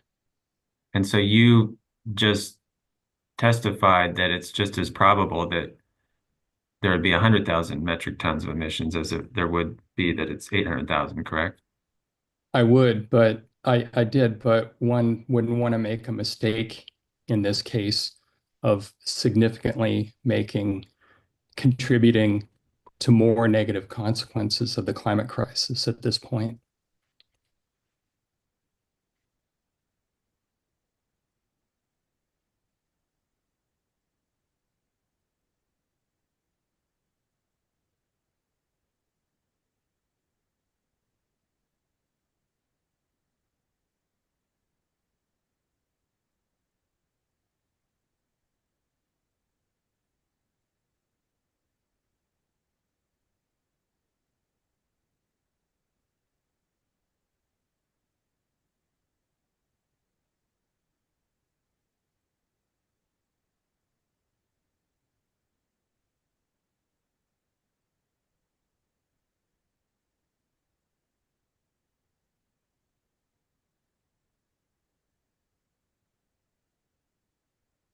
If we turn to page um,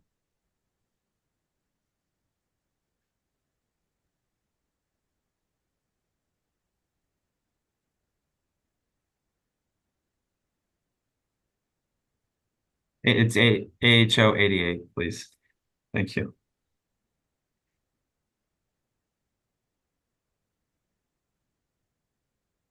And page 17.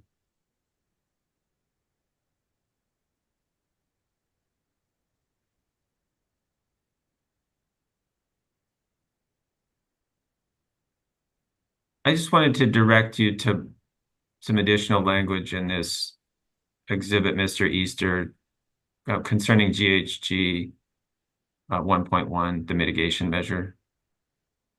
And you see in the third full paragraph where it says that for emissions that cannot otherwise be reduced, the authority would offset those emissions so that there's no net increase in GHG emissions from constructions or operations activities of alternative one. Do you see that? So is it your understanding that, based on this language, regardless of the emissions level, the authority is committed to ensuring that there's no net increase in GHG emissions? No, I don't agree with that. I believe my testimony is adequately shown that the authority has not included significant sources of emissions, and for the emissions that they did include, in particular surface methane emissions, they significantly undercounted those emissions. So I don't have confidence that the authority would offset those emissions based on this language.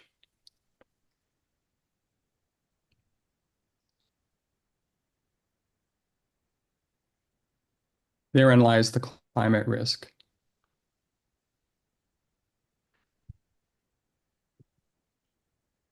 Well, are you aware of any language in the authority's documentation, and specifically this exhibit, that states that the authority will only mitigate to net zero the quantity of emissions calculated within this exhibit? Well, what would be the evidence that the authority is committed to examining those other emission sources if they're not documented in this assessment?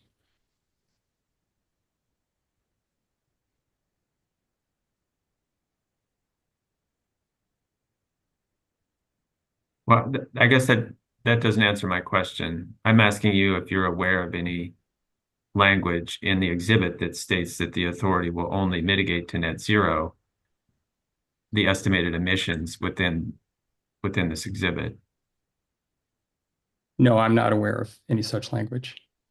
Okay.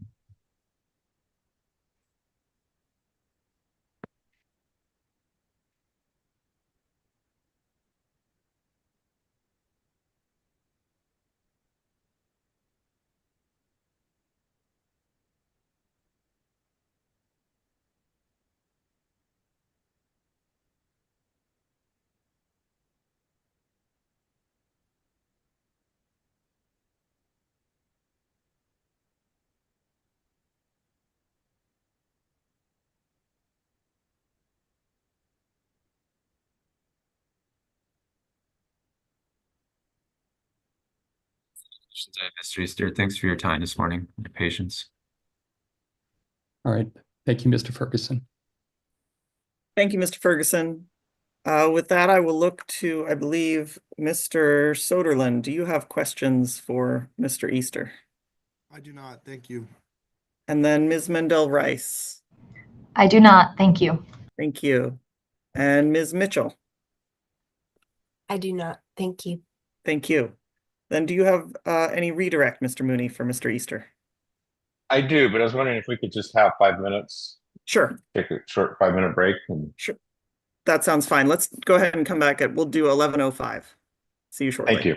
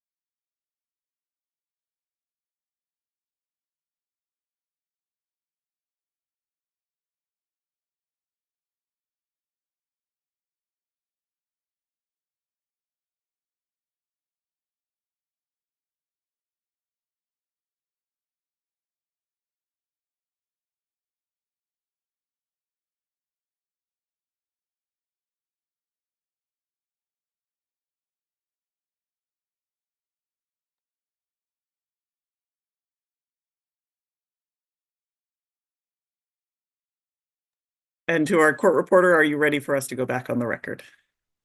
I see a yes. Thank Ms. you. Kinsey, yeah, before we do, this is Aaron Ferguson. Yes. I'm getting a prompt that says my video has been disabled by the host. Oh. I will look to my team. Or maybe I can do it. Oh, there we go. Thank you. There we go. All right. With that, Mr. Mooney, do you have redirect? Yes, I do. Just a little bit here. Mr. Easter, you had or Mr. Ferguson had asked you some questions about the Calusa Basin drain, and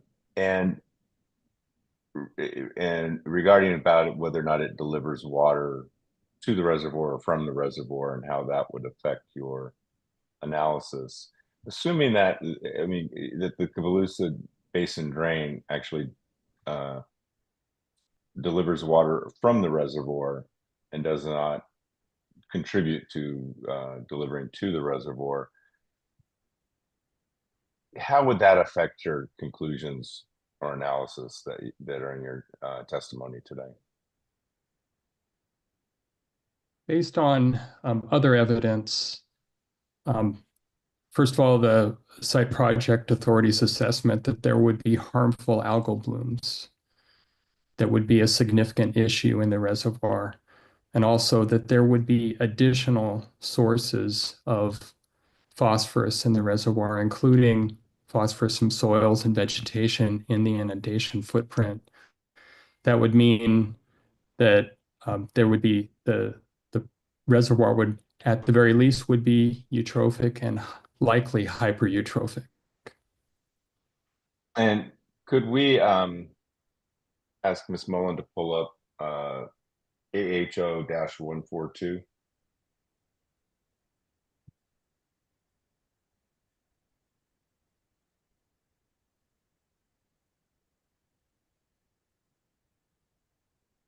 And I'm looking in that, I'm looking for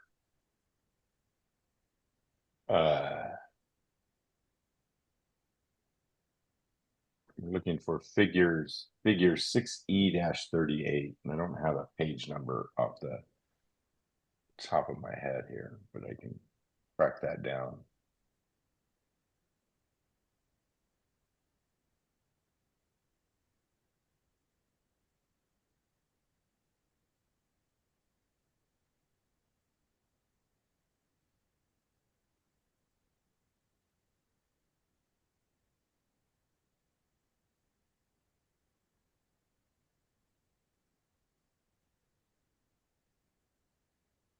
Do we have that?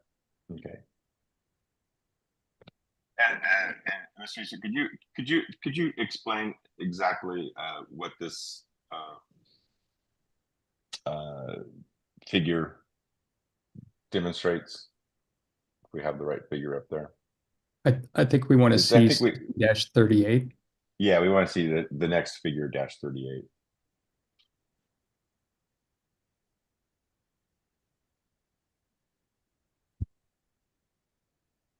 I think it's actually 6E-39, looking at total phosphorus. Okay.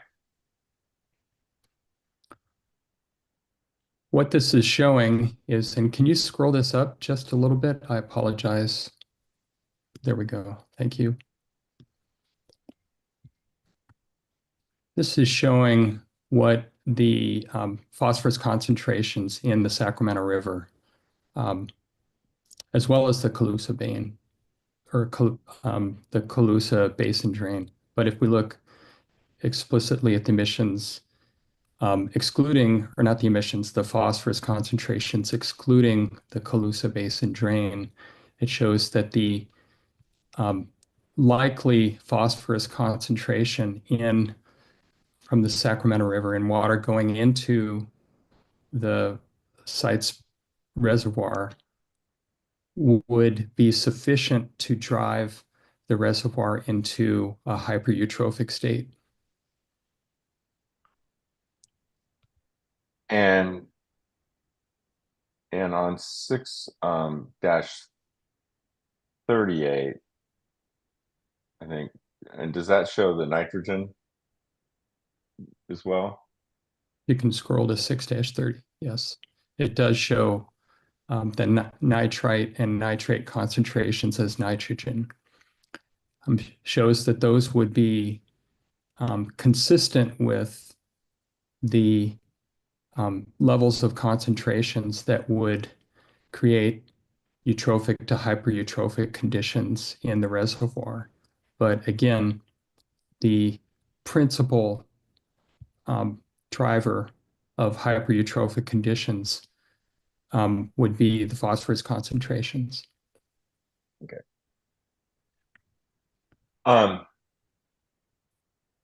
And so again, having removed, if you take away the measurements or with regards to the occlusive basin drain, how does that affect your conclusions? If you can scroll down to 6E-39. We see the phosphorus concentrations, for example, from Red Bluff being in the range of 200 to 400 micrograms per liter, 0.2 to a greater than 0.4 milligrams per liter, which is 200 to 400 micrograms per liter, as evidenced in a number of measurements here. And that is likely to, in the portions of the river that would be used to fill the reservoir, and that would drive the emissions, or that would drive the trophic class of the reservoir, likely into the hypereutrophic state. Okay. And then with respect to measurements from Colusa Basin drain, did you rely upon any kind of measurements from the Colusa Basin drain for any other part of your testimony? Not in this, related to this question here. Okay. Thank you. I think that's all I have with regards to redirect. Thank you, Mr. Mooney. And then, Mr. Ferguson, do you have any additional questions based on that? You're on mute, Mr. Ferguson. Can we go back to that exhibit, please, and those figures?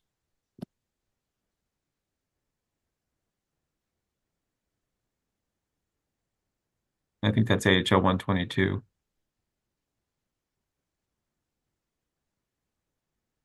Can we zoom in on this a little bit more? It's AHO, just for the record, it's AHO 142. Oh, 142, thank you. I think you had said 122.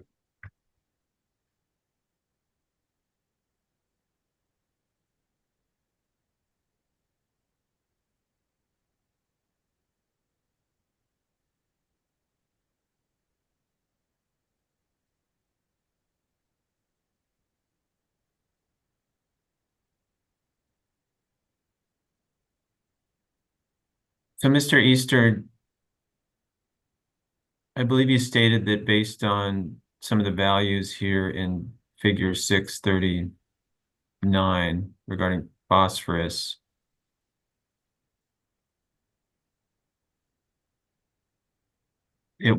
these values, in your opinion, would place the reservoir into a hypereutrophic state. Is that a fair? It's likely to create conditions where the reservoir would be hypereutrophic. Okay, so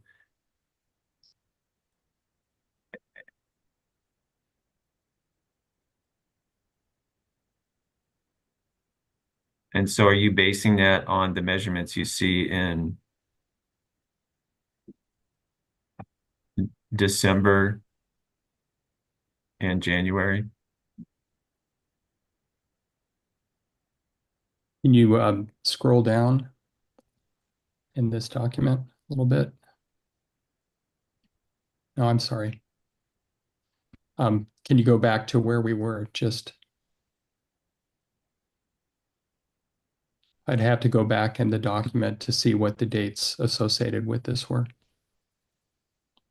Okay, well, the legend there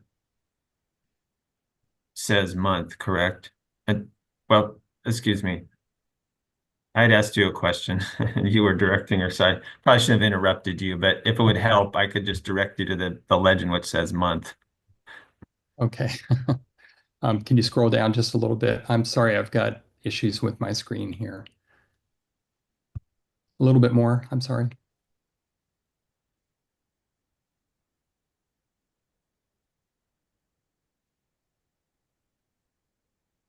Okay, thank you. It's based on measurements in January. Well, we see indications here that would show inputs in the range of that would drive the reservoir into hypereutrophic conditions, contribute to hypereutrophic conditions in January, March, July, October, and December.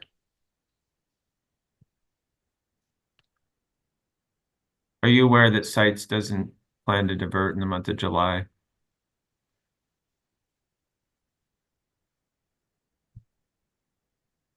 No, I was not aware of that. Okay. Okay.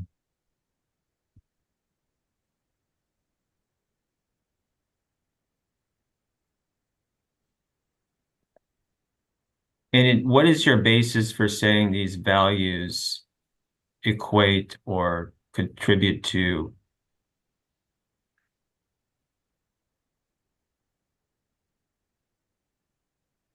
a hypereutrophic result? It would be a range above 0.1 milligrams per liter, which is equivalent to, or to be more precise, 0.096 milligrams per liter, which would equate to a phosphorus concentration of a minimum of 96 micrograms per liter, which would classify the reservoir's likely trophic class as hypereutrophic, according to the phosphorus concentration of the inflows.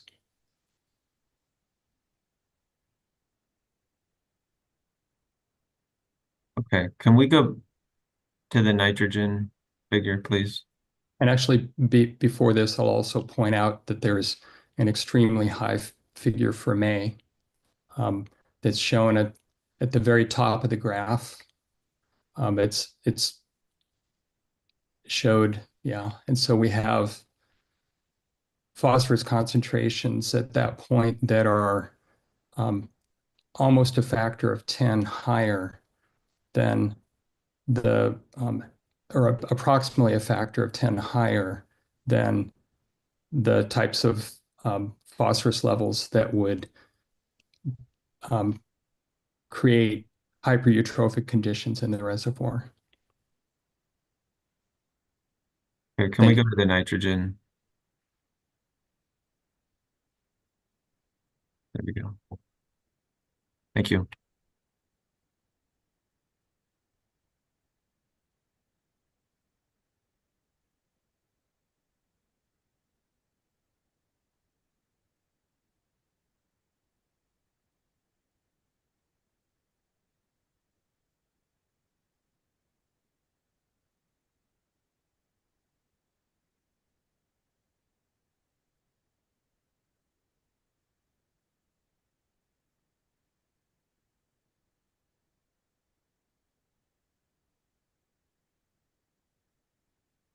Just to confirm, in figure 6E38,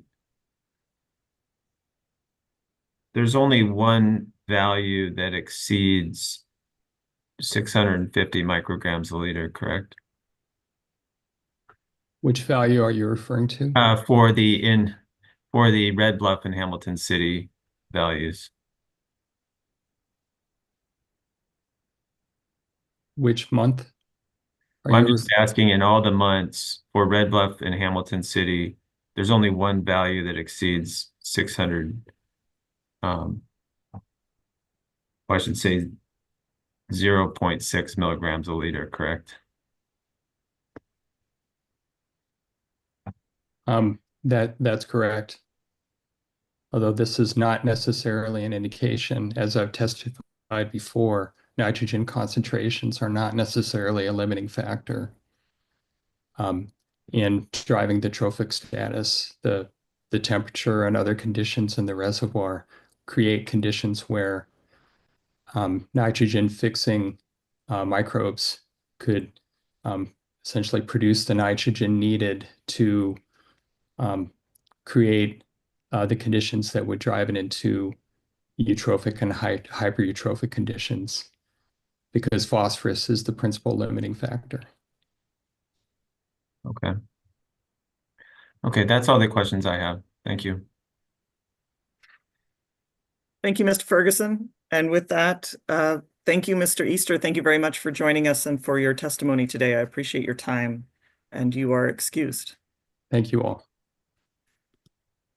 I believe now, let's see, we're at 11:20, so we have some time before our lunch break. I believe next on my list is Mr. Schutz. That is correct. And there he is. Wonderful. And Mr. Schutz, I know you testified earlier in this proceeding. Do you recall taking the oath during the case in chief portion of this proceeding? I do recall that. And do you understand that you will be testifying today under penalty of perjury? I do. Thank you. And with that, please go ahead and proceed. Thank you. Could you please state your name for the record? Chris Schutz. And is exhibit CSPA-101C an accurate statement of your written testimony? It is. And did you prepare that testimony? I did. And is CSPA-2 an accurate statement of your qualifications? It is. And are exhibits CSPA-102 and CSPA-103 true and correct copies of exhibits to your testimony and relied upon in your testimony? They are. And is CSPA 1-04 an accurate summary of your testimony? It is. And did you prepare that summary? I did. Okay. And so could you please summarize your testimony? And if Ms. Mullen, if we could bring up CSPA-104C.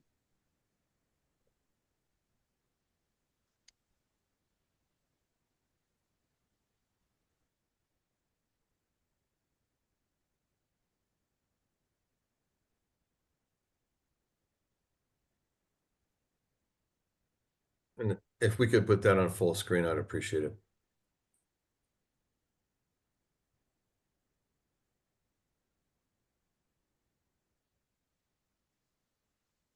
Well, in any case, there we are. Thank you very much. Good morning, Ms. Kinsey and parties to the hearing. I'm Chris Schutz, the Executive Director of the California Sport Fishing Protection Alliance. Could we have the next slide, please? My testimony today is basically in three parts. Part of it is direct testimony on the operations incidental take permit for the site's reservoir project. I'll note that throughout this presentation, when I say ITP, I mean the operations ITP, and there's also a construction ITP. That's not what I'm referring to. There's also testimony today regarding a rebuttal testimony regarding the site's authorities' testimony on the ITP. And there is rebuttal testimony on case-in-chief issues generally not related to the operations ITP. Next slide, please.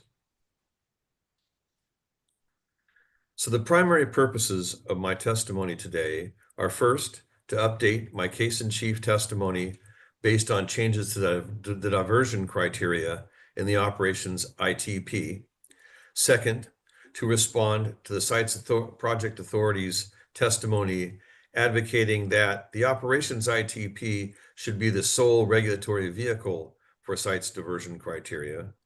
And finally, to respond to the authorities' testimony that its adaptive management program will provide reasonable protection for fish and wildlife. Next slide, please.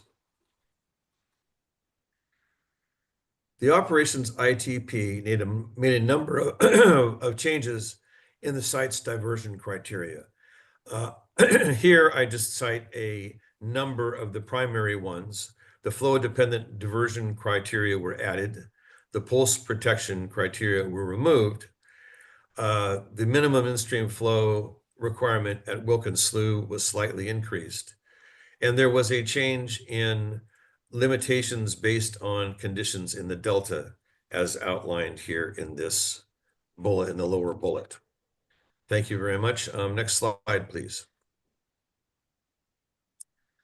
So my approaches to the operations ITP testimony were first to use the updated sites tool, exhibit sites 3-335, and that's actually now 3-335R. It was corrected, but it doesn't change the substance of my testimony, as well as sites memo, exhibit sites 334-R, to update the quantities of potential sites diversions.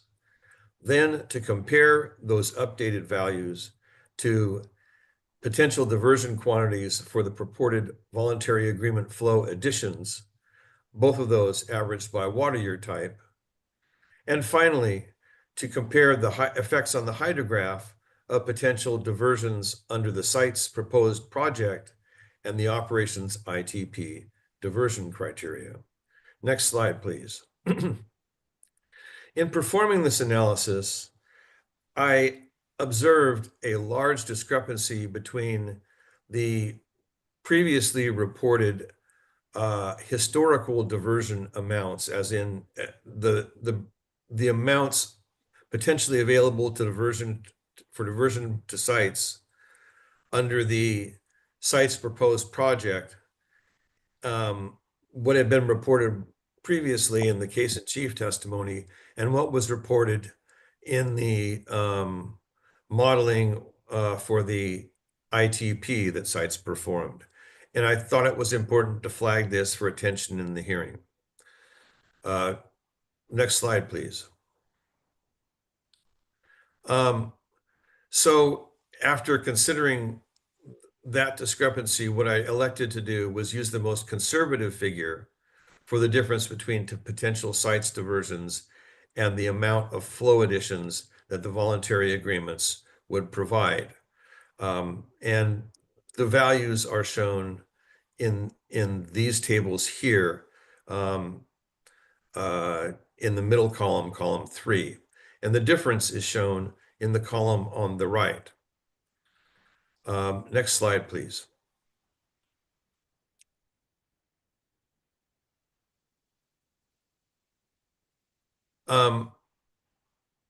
So looking at the difference between columns 2 and columns 4, the reduction in above normal years on average in potential diversion to sites would be about 67% of the purported additions of the voluntary agreements, and in below normal years would be a reduction of about 26%.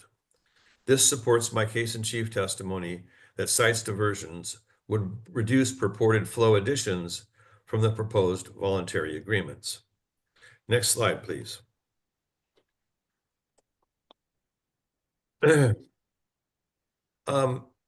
The discrepancies between what sites previously reported as potential diversions and the new values reported in sites 334R suggest that it's very important to gain clarity on exactly how much water sites believes it could potentially be diverted in order to support the project. While it's my view that the site's witnesses sought to analyze whether or not water was available for diversion under the water code, there's the additional question of what the project yield may be, and it's important to have clarity on the unit cost in order to evaluate the public interest in the project. Next slide, please.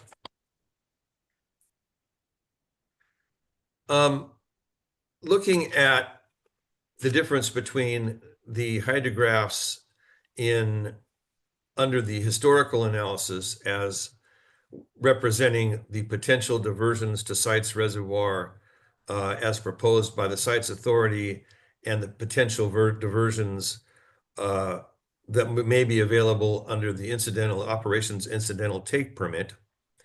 I looked first at water year 2010 as an example and noticing the flat lines that I pointed out in my previous testimony. There are 4 areas here where the under the as proposed by the sites authority originally the hydrograph would flatline at 10,700 CFS as the flow at Wilkins Slough. The next slide, please. Here is a representation of the ITP historical analysis where the flat lines that we saw in the previous slide disappear. Also, there's the near absence of diversions after mid-February in this below normal year. And this also prevents a situation where sites could divert up to 28% of the flow volume at Wilkins Slough. That was a figure that I generated in my initial testimony, CSPA 1. Next slide, please. So my conclusions regarding the ITP were that the ITP supports my case in chief testimony, that potential diversions under the operations ITP would reduce purported flow additions under the voluntary agreements by 67 up to 67% or in above normal years and 26% in below normal years, and that the flow-dependent diversion requirement would eliminate many of the abrupt alterations in the hydrograph that I called out in my case in chief testimony. Next slide, please.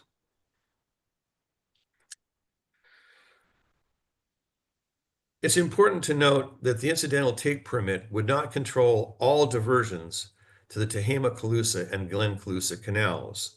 The diversions to the canals for for existing uses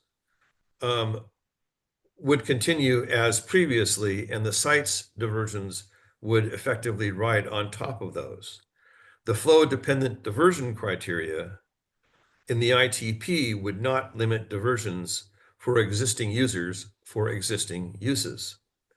Therefore, it's very important that there be clear demarcations between sites water and non-sites water and transparent accounting protocols in order to assure that non-sites diversions unrestricted by ITP diversion criteria could not be repurposed to storage by existing canal users who are also sites partners. Next slide, please.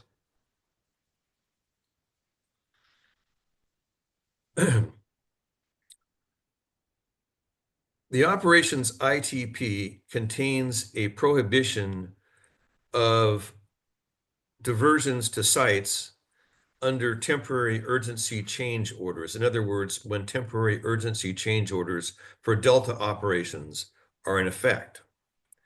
However, my understanding is that this appears to allow sites to divert when, even though a temporary urgency change order is in effect, a high flow event allows the state and federal water projects to meet existing D1641 criteria for a short period of time. It's my view that the requirement should be that the temporary urgency change order be ended prior to allowing sites diversions to resume. Next slide, please.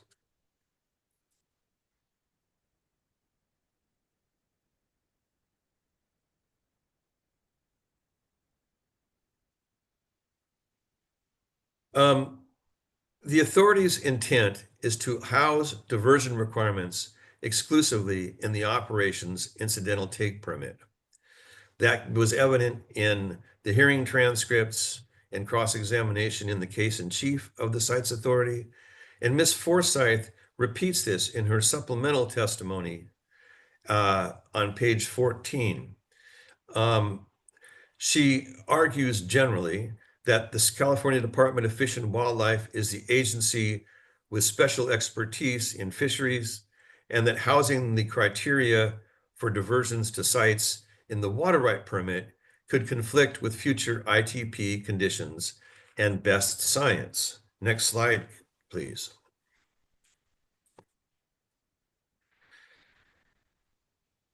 Sites diversions requirements housed exclusively in the ITP would not protect fish and wildlife. Diversion criteria as proposed would only be effective for about 6 years in practice for the largest water right diversion in 2 decades. It will take a number of years to construct sites, and Ms. Forsyth stated that it will be approximately 6 years of actual operation of the sites project before a new ITP would be required because the existing ITP would expire. Therefore, except for those first initial 6 years, the entire diversion requirements would be effectively deferred to future diversion criteria to the largely non-public process of developing a new operations incidental take permit. This would grossly reduce the State Water Board's oversight, and in my opinion, has set a terrible precedent. The potential inconvenience of amending a water right permit does not warrant the State Water Board's abdication of its responsibility to put in its water right permit specific diversion criteria for the sites project. Next slide, please.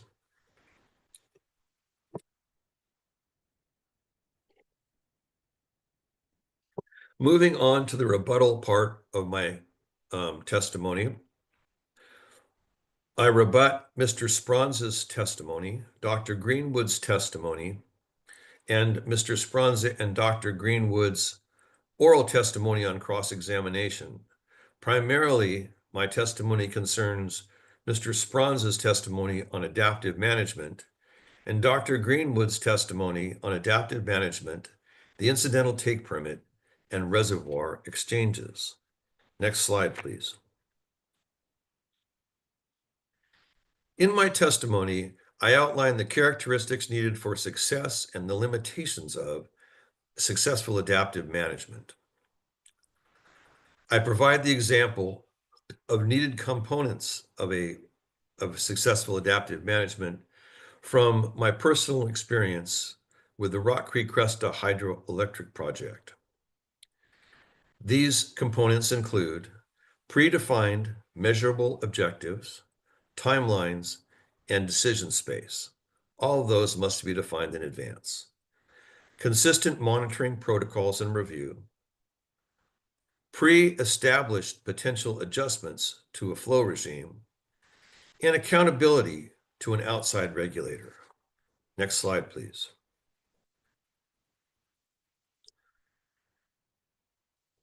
Part of the conclusion I drew from my 18 years of experience in the Rock Creek Cresta adaptive management process was that even well-designed adaptive management offers limited opportunities for the protection of fish and wildlife.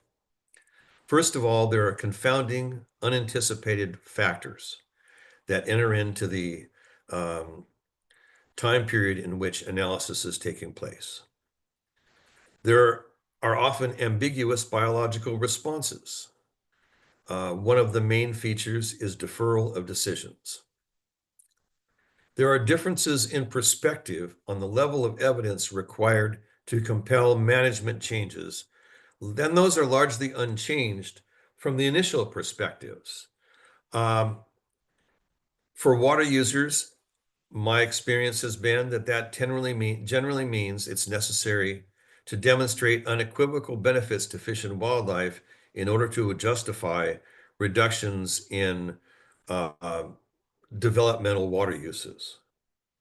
There are also frequently disagreements on who's responsible for mitigation of problems that are identified. Next slide, please. The site's adaptive management process or program is still too undeveloped and too conceptual to be relied on as protection for fish and wildlife. The incidental take permit adds detail on what must be monitored. However, monitoring is not mitigation. There are no defined timelines yet. There are no clear objectives, and it is not clear what the decision space is within the adaptive management program in order that changes may be made. A plan to make a plan is not yet a plan. Next slide, please. Finally, regarding exchanges between sites and Shasta Reservoir, there have still been no additional definition of exchanges between sites and Shasta reservoirs as was presented in the case in chief. Dr. Greenwood's case in chief cites exchanges as the basis for salmonid improvement. His ITP testimony repeats the same assertion with no added foundation. The ITP addresses exchanges between sites and Shasta Reservoir only in the context of avoiding harm that may to fish and wildlife that may be caused by such exchanges. As I understand it, primarily temperature releases from early year, April, May, or June, releases from sites reservoir into the Sacramento River. I continue to affirm that there is no basis to rely on exchanges as a mean to improve conditions for salmonids. Last slide, please. Thank you very much. This is a shot of the Rock Creek Reach of the Feather River, the subject of my adaptive management endeavors. And that concludes my testimony or my summary. Thank you, Mr. Schutz. And with that, I will look to, it looks like Mr. Ferguson, you have your camera on. Do you have questions for Mr. Schutz? I do. Thank you. And do you actually, Mr. Ferguson, do you have an estimate of how long you may have? Say 45 minutes to an hour. So I think we have an option here of either breaking early for lunch or breaking in the middle. Do you have a preference? Breaking now would be good. Just do it all at once. Okay. Let's go ahead then, and we'll have a somewhat slightly early lunch break. We will come back at 12:45. You will need to re-log into the Zoom, and I will see all of you at 12:45. Thank you. Thank you. Thank you.